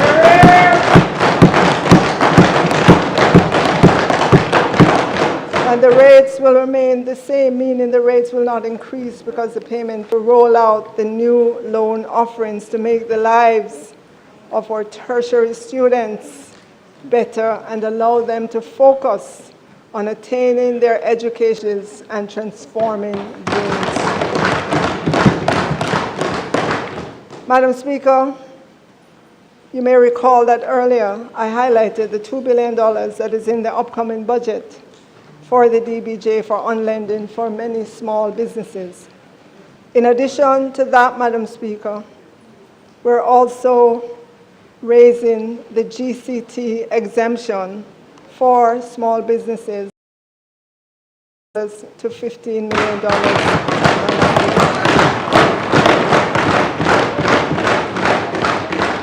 So in addition to all the items I listed that are in the budget, which was good news number one, and the work that the Student Loan Bureau will be doing to improve the offerings, which was good news number two, raising the exemption from 10 million to 15 million for MSMEs is good news number three. Jamaica. Accelerated capital allowance is one strategy that this government will use to move growth to a higher level. In general, as businesses know, because they currently get capital allowance on specific capital expenditure, like industrial buildings, plant and machinery, and information technology to the companies, because they would be allowed to deduct some portion of the cost from their taxable profit over time. This deduction is growth and business investment. Madam Speaker, as a government, we would like to see greater investments among our companies. And so we are making a special on industrial and non-industrial commercial buildings, plant and machinery, which includes automatic data processing equipment. And this will be over a 2-year period. We will publish it is kind of too detailed to read out right now, but suffice it to say, it gives significant. And so we are encouraging companies to take structure, their industrial buildings, to help expand their output so that we can move the GDP growth rate to higher levels.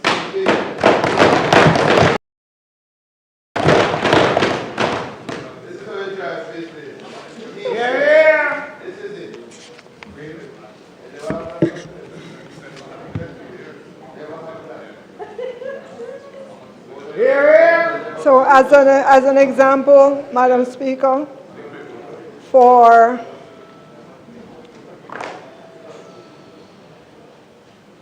for plant and machinery. Currently, the initial capital allowance is 25% over. The initial year is 25%. The period for the capital allowance for machinery is 8 years under the current regime. So the annual 12.5%. We are moving that to 40% in year one.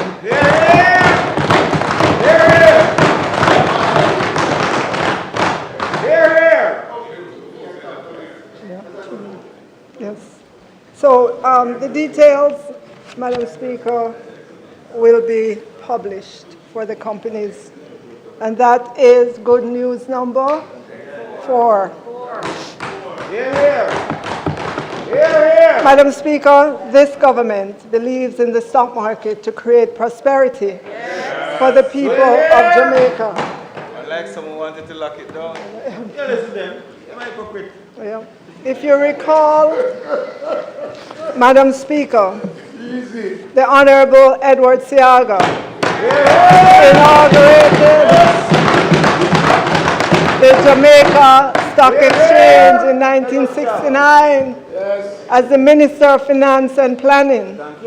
The Jamaica Stock Exchange was one of the many financial institutions that the former Prime Minister and Minister of Finance created to help Jamaica's capital market. Madam Speaker, history recalls that he took part in the first transactions by purchasing shares through 2 brokers. History also recalls that he wrote up the transaction on the board. If you look on the screen, you'll see the picture where the exchange dealings were recorded. In those days, we did not have the kind of technology we have today. Mr. Seaga's goal for the stock exchange were to help companies in Jamaica by opening up the capital market to allow Jamaican investors to participate in these companies, to enable private companies to go public. On February 1, 2008, this government clearly continued its strong support for the stock market as a whole.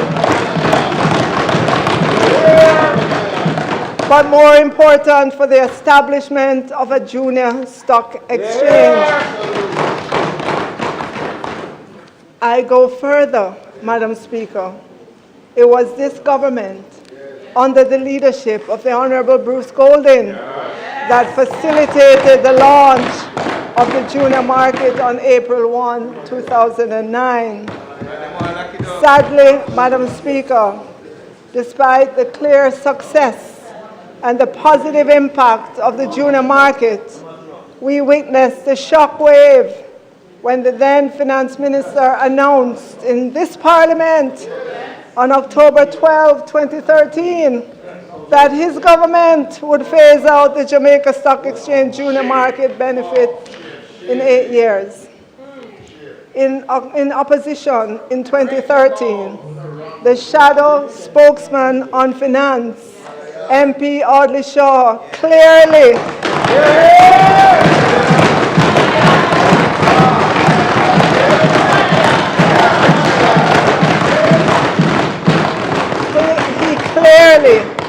stated the intention on October 2, 2013, not to shut down the JSE's junior market. In April 2016, as soon as the then Minister of Finance and the Public Service, Minister Audley Shaw, at the time, as soon as he took his seat at the Ministry of Finance and the Public Service, he restored the incentives in the format it was.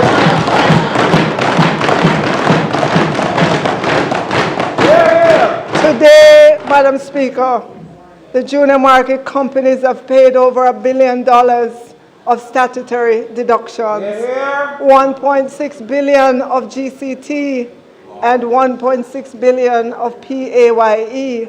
And, Madam Speaker, as soon as the chart comes up on the screen, you would see that those junior market companies have raised in the equity market $20.2 billion.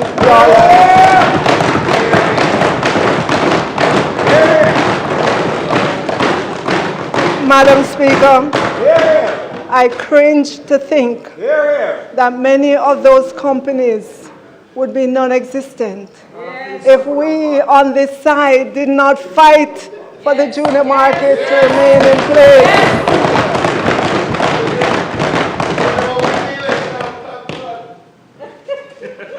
On January 14, 2025, I brought the legislation to Parliament to expand the junior market benefits that former Minister Clark announced. Income Tax Act increased the cap on voting share equity from 500 million to 750 million.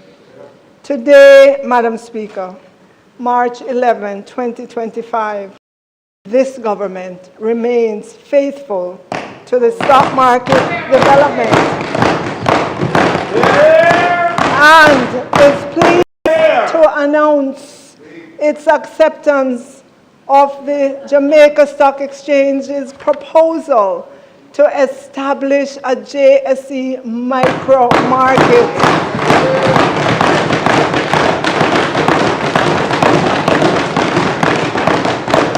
I will move with haste to name the Technical Working Committee that will include the Companies Office of Jamaica, the Legal Fraternity, the Security Dealers Association, a member of the PSOJ, and of course, representatives from the JSC and Ministry of Finance and the Public Service. We fully expect that a fully functioning micromarket will put structure to more businesses in Jamaica for sustainability and growth and access to equity capital.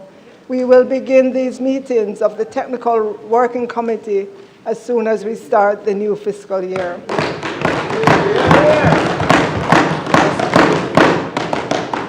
Madam Speaker, Dr. Marlene Street Forrest, Managing Director of the Stock Exchange. She's in the gallery, and she has indicated that the JSE has identified over 250 micro and small businesses in Jamaica that are in need of equity funding and are reasonably organized but unable to go public because they're not yet at the level to meet the requirements of the main or the junior market.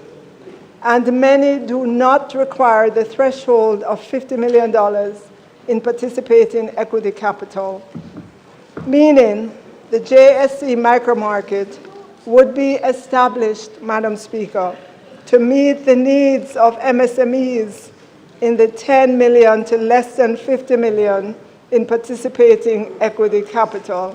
Madam Speaker, it will be a joy to see the first of these 250 micro and small businesses listed on the Jamaica Stock Exchange micro market not too long from now.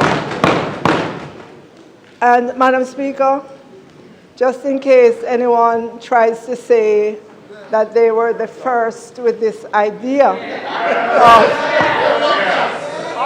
of the micro market,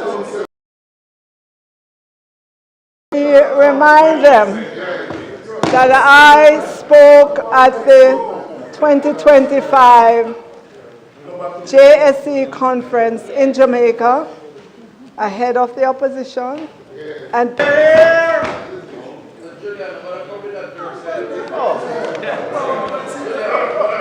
Madam Speaker,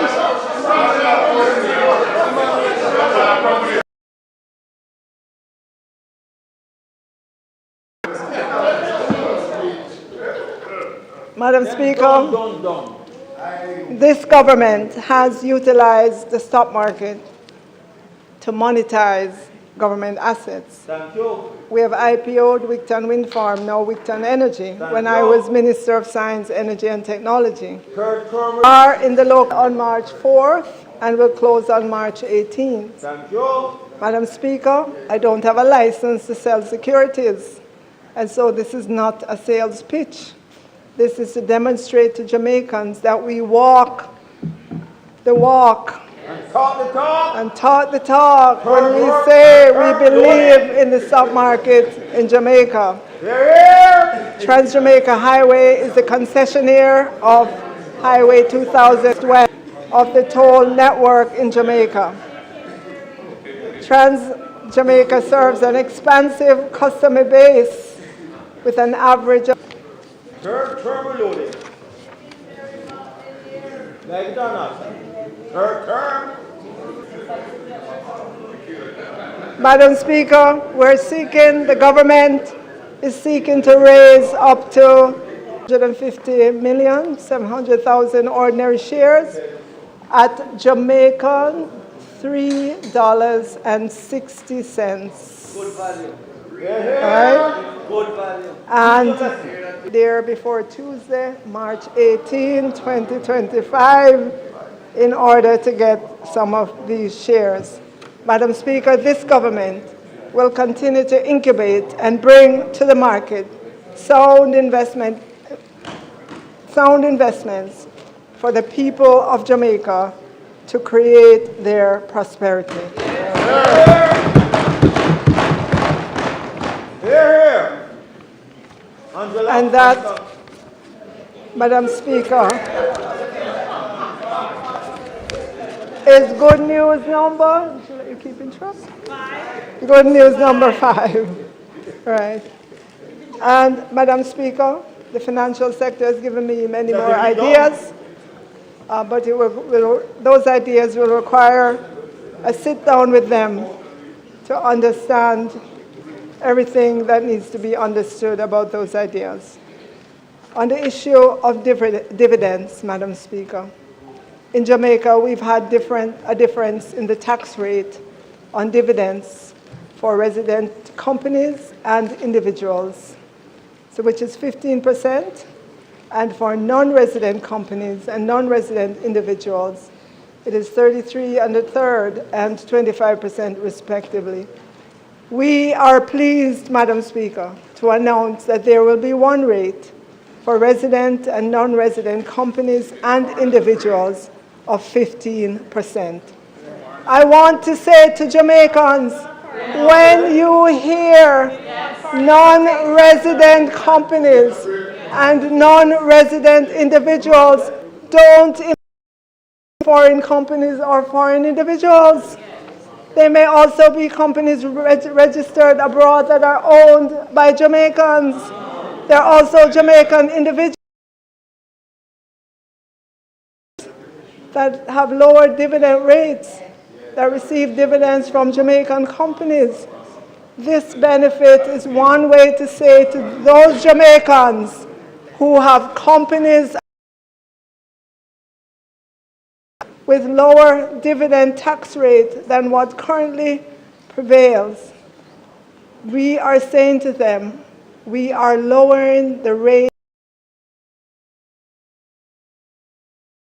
to Jamaica. And that is good news number 6. Good news number.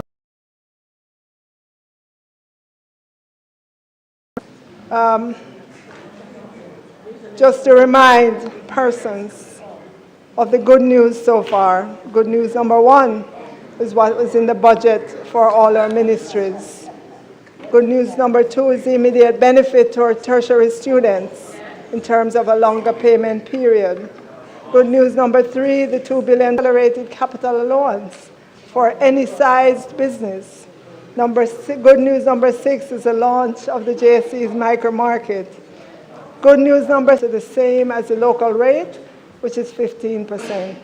Good news number 9, reduced tax rate on dividends received by non-resident individuals from 25%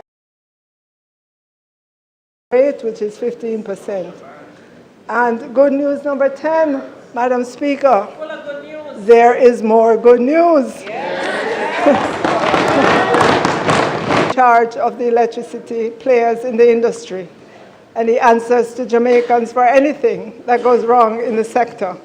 He not only answers to Jamaicans, he advocates for the.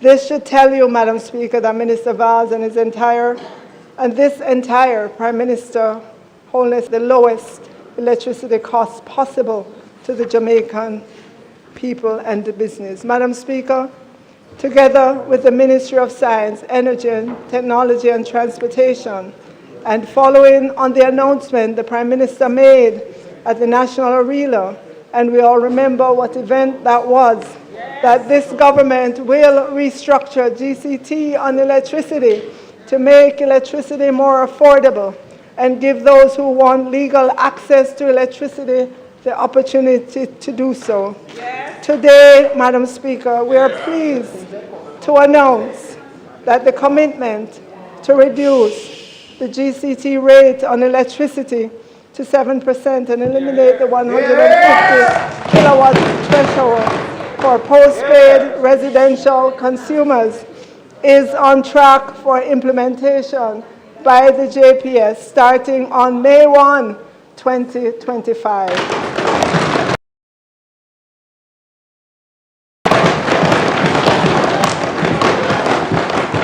Additionally, Madam Speaker, for those postpaid residential who consume 250 kilowatt hours or less, they will see a rebate of 7% and a 3% subsidy.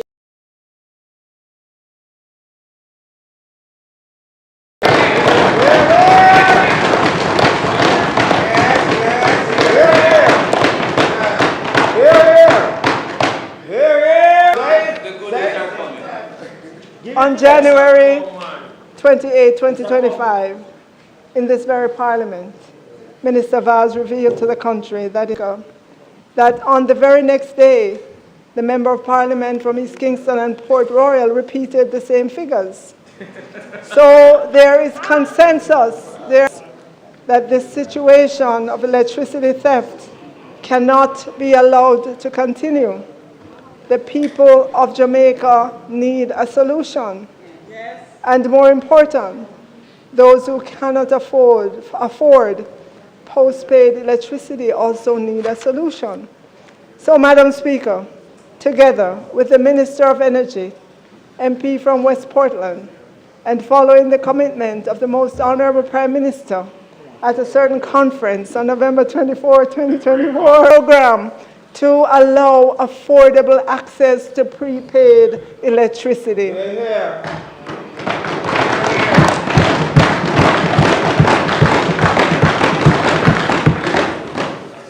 We announce the good news number 12.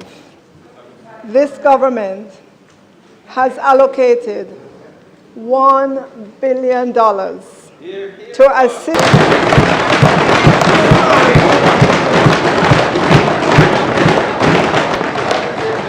so that the cost of house wiring and inspection can be prohibitive for many.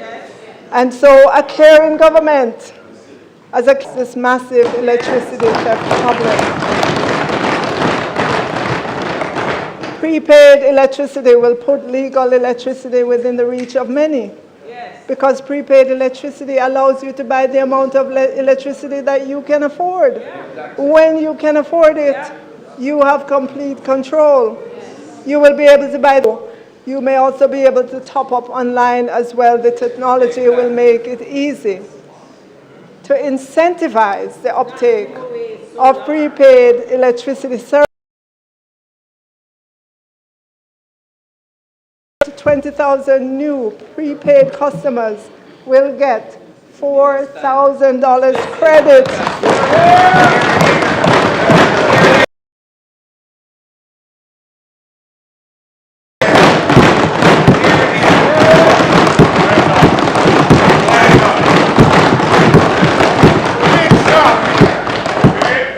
So they will get $4,000 credit for electricity per month for 6 months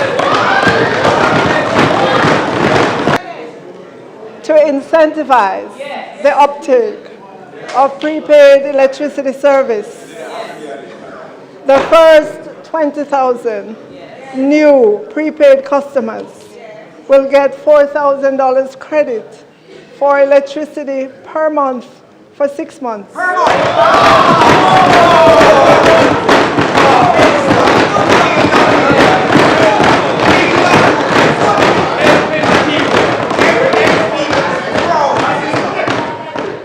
And this will be under the GLG.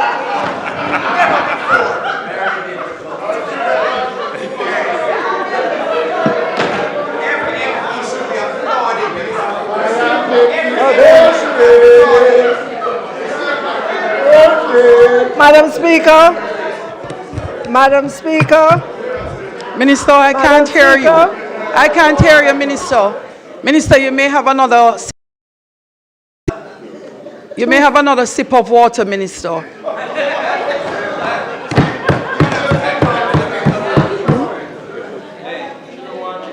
Madam Speaker, $2,000 of that 4,000 credit will come from the JPS.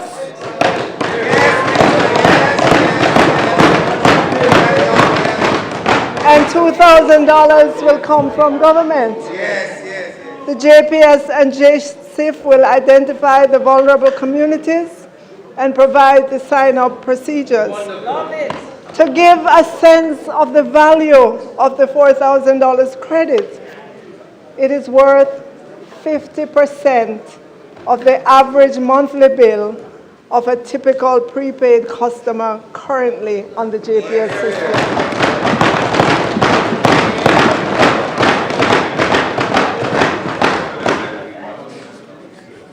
The data from JPS is showing that the average monthly bill for prepaid customers is $8,000, and that there are currently 17,000 customers who are using the prepaid electricity meter. And so I say to Jamaicans, this is an offer you cannot refuse. No cost to you for the house wiring. I like that. And that's good news number 12. You sure? 12. No cost to you for the house wiring. Good news number 12. No cost to you for the inspection. Good news number 13. $4,000 credit towards your bill each month for 6 months. Good news number 14. No police running in on you to pull down the throw up. Good news number 15. Buy electricity when you need it and in the amount you can afford. $1,000, $500, $100, depending on how your money runs. Yes. Yes. Good news number 16. What a deal. What a government. Madam Speaker, let me hasten to add that prepaid electricity is not just for vulnerable communities or persons not legally connected now. Any individual customer can buy the prepaid service, and the GCT on prepaid is also 7%. Good news number 17. We are a caring government. We are a government of solutions. Yes. We are a government of action. Madam Speaker, recently a concerned taxi operator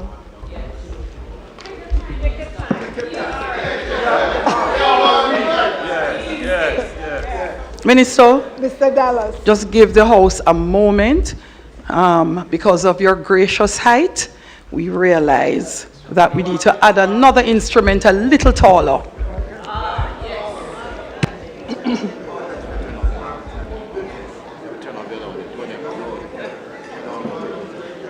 Madam Speaker,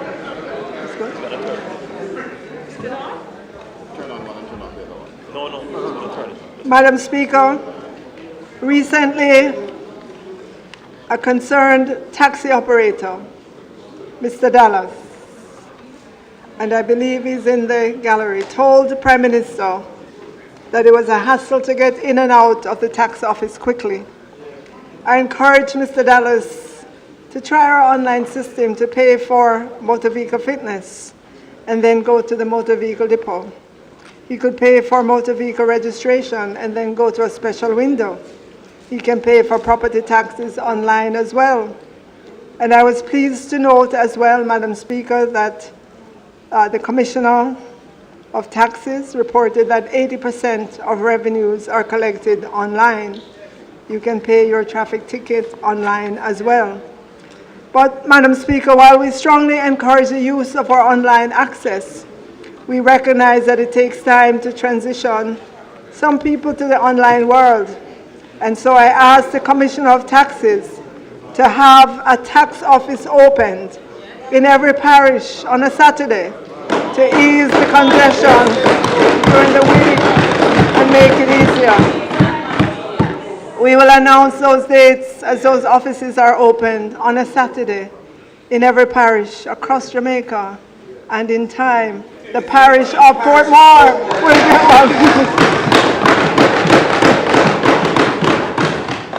We should make it as easy as possible for Jamaicans to pay their taxes. It doesn't make sense to me that Jamaicans will wake up early on a weekday morning, wait for a bus or taxi, journey many miles from their homes to get to a tax office, and they get there and have to wait in line. We should be rolling out the red carpet for taxpayers who told us in a survey that I showed you earlier that they understand the implication if TAJ does not collect taxes. Madam Speaker, we are a government that listens. Yes. We are a government that cares. Yes. And having a tax office open in every parish on a Saturday is good news. And there's been so many good news, I've lost track. But it looks like this is good news number 15 by my count. Madam Speaker, another area that is a real pain point for many Jamaicans are the ATMs and their lack of availability, and that there continues to be an effort by the Bank of Jamaica to get adoption of JAMDEX, or digital currency. In the meantime, while all the efforts are ongoing that would allow phone-to-phone transfer of digital cash, this government will be partnering with the providers of ATMs to install additional ATMs in areas that are secure and convenient to you, especially in our rural areas.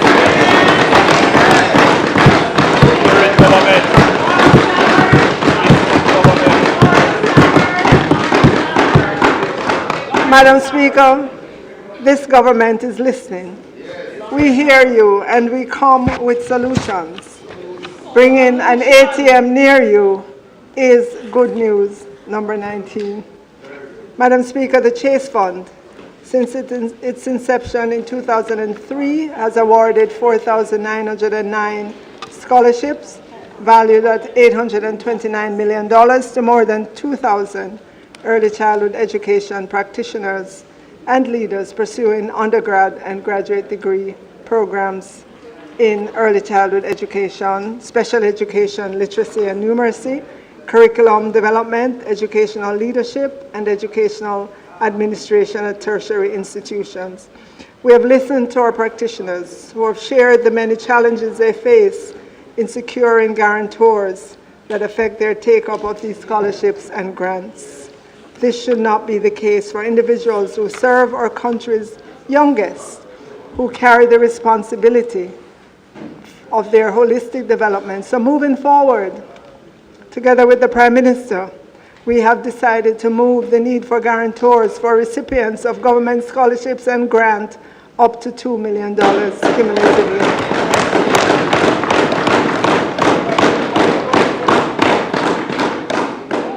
And that's good news number 20. And finally, Madam Speaker, we come to the good news number 21, the PAYE threshold.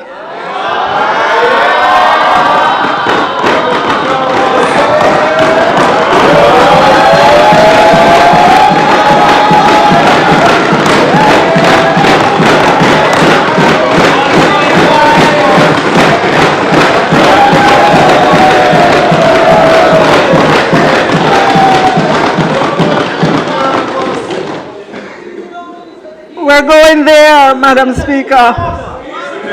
We're going there.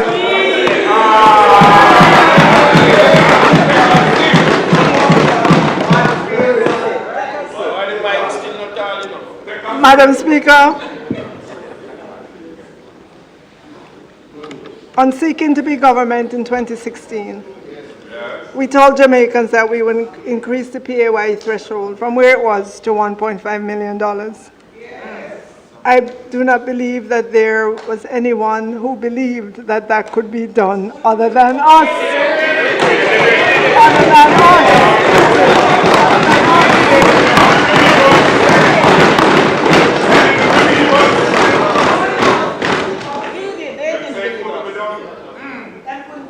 Many persons thought it was a campaign trick to win. But we know we are a can-do government. A government of ideas and a government of solutions. The Honorable Audley Shaw, Minister of Finance and the Public Service, came to Parliament in 2016.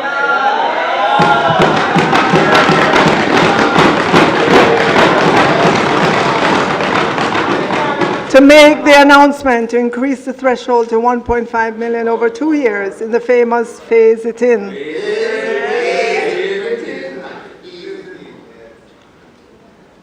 Madam Speaker,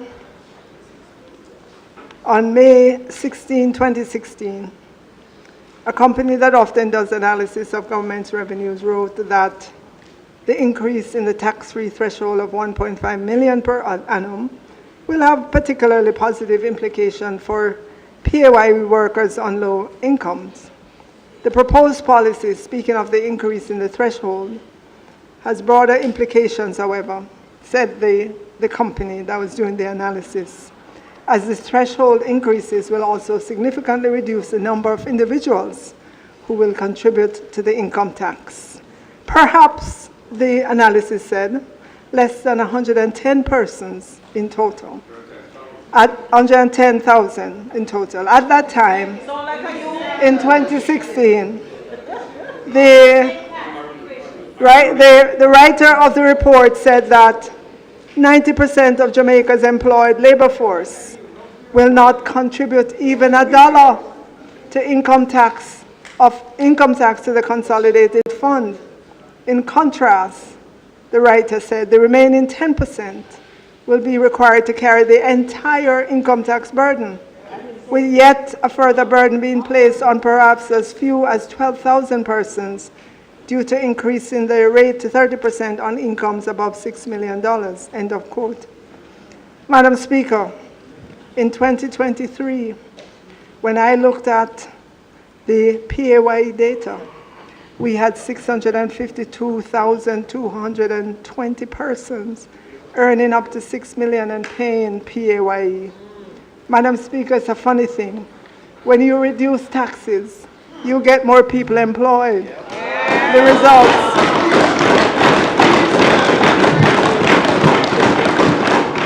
results are more revenues to government to build roads, provide water, infrastructure, invest in the security force, in education, in health, broadband infrastructure, and the training of our people. That equation has eluded some who want to run this country. They are talking about raising taxes. Recently, I saw a headline. JLP's query rejects Crawford's call for GCT increase as unwise and unconscionable. Senator Fitzhenley calls Crawford's tax to boost education a non-starter. Another one, Madam Speaker, seeking power. Another one seeking power wants to increase tax on imported food items. No matter how much they run and try to distance themselves from raising taxes by making it seem as if they didn't say so. Reducing taxes, Madam Speaker, reducing taxes is not in their history.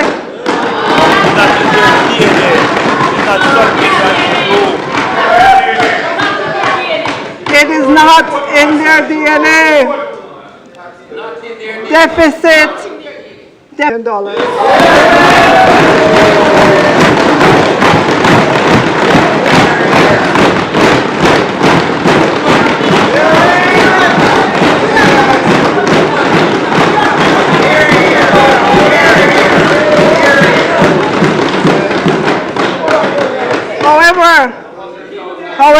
However, colleagues, remember, 8, then 1.9, then 2 million over a 3-year period, starting April 1, 2025.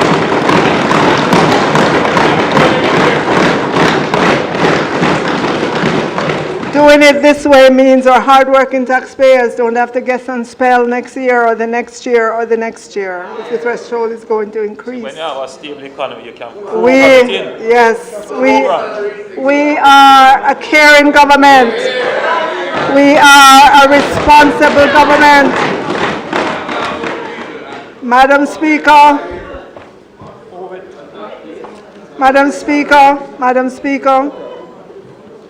we could have run a deficit. For the first time in 10 years, based on our fiscal rules, we are allowed to run a deficit equivalent to no more than 0.3% of GDP, and that would still keep us on the path to 60% debt to GDP by fiscal 27-28. Madam Speaker, Prime Minister and I discussed this, and he said deficit spending would be a very bad signal to send to the world in an election year.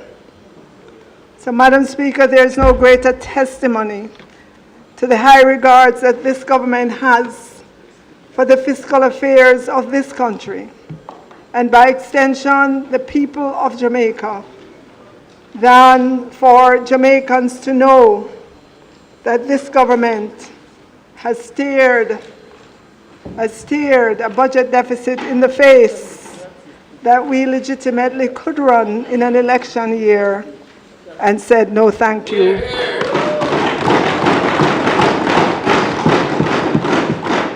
We want to preserve the hard-won gains of the people of Jamaica and their children and grandchildren, so they will not have to suck salt through wooden spoons again. We on this side, Madam Speaker, are not like them. The run with it party. The run with it party. The party of more taxes. Madam Speaker, as I close my presentation, for fiscal year 2025-26, we come to the people of Jamaica with a balanced budget and no new taxes.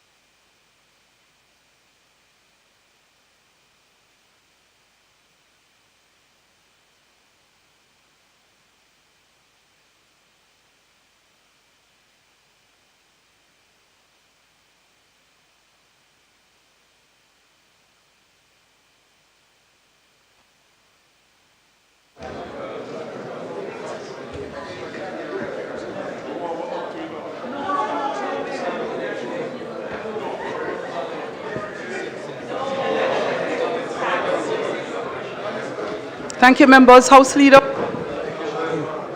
Madam Speaker, I'm a proud Deputy House Leader today. I really want to commend, Madam Speaker, our Minister of Finance on her presentation. We're proud women in Parliament today. And the Prime Minister is Let's hear it one more time. For Minister.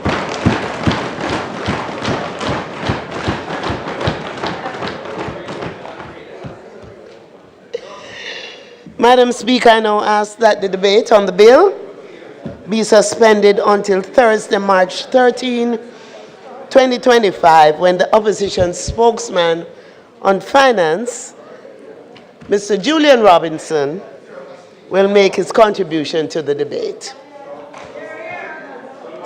Thank you.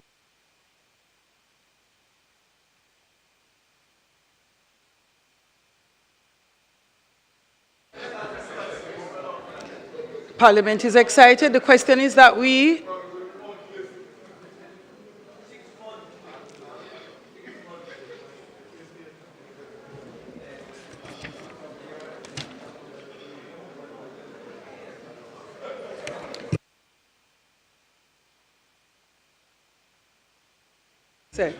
members, the question is that we suspend the debate until Thursday, March 13, 2025, when the opposition spokesman on finance, Mr. Julian Robinson, will make his contribution to debate. Those in favor? Those against? The ayes have it. House Leader? Adjournment.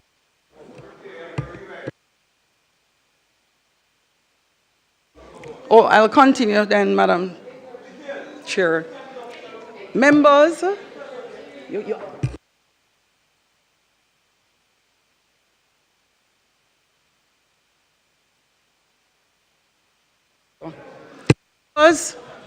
this seemed to be a very exciting afternoon. As the House Leader indicated,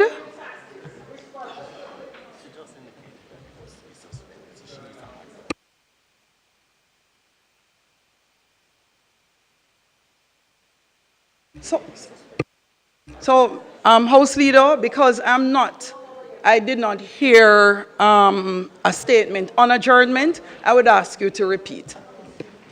So, Madam Speaker, at this time, as there is no further business to be conducted, I ask that the House be adjourned until the 13th of March, 2025, to begin sharply at 2 p.m. Thank you, House Leader. The question is that the House do now adjourn until March 13, 2025. Those in favor? Aye. Those against? The ayes have it. This Honorable House now stands adjourned.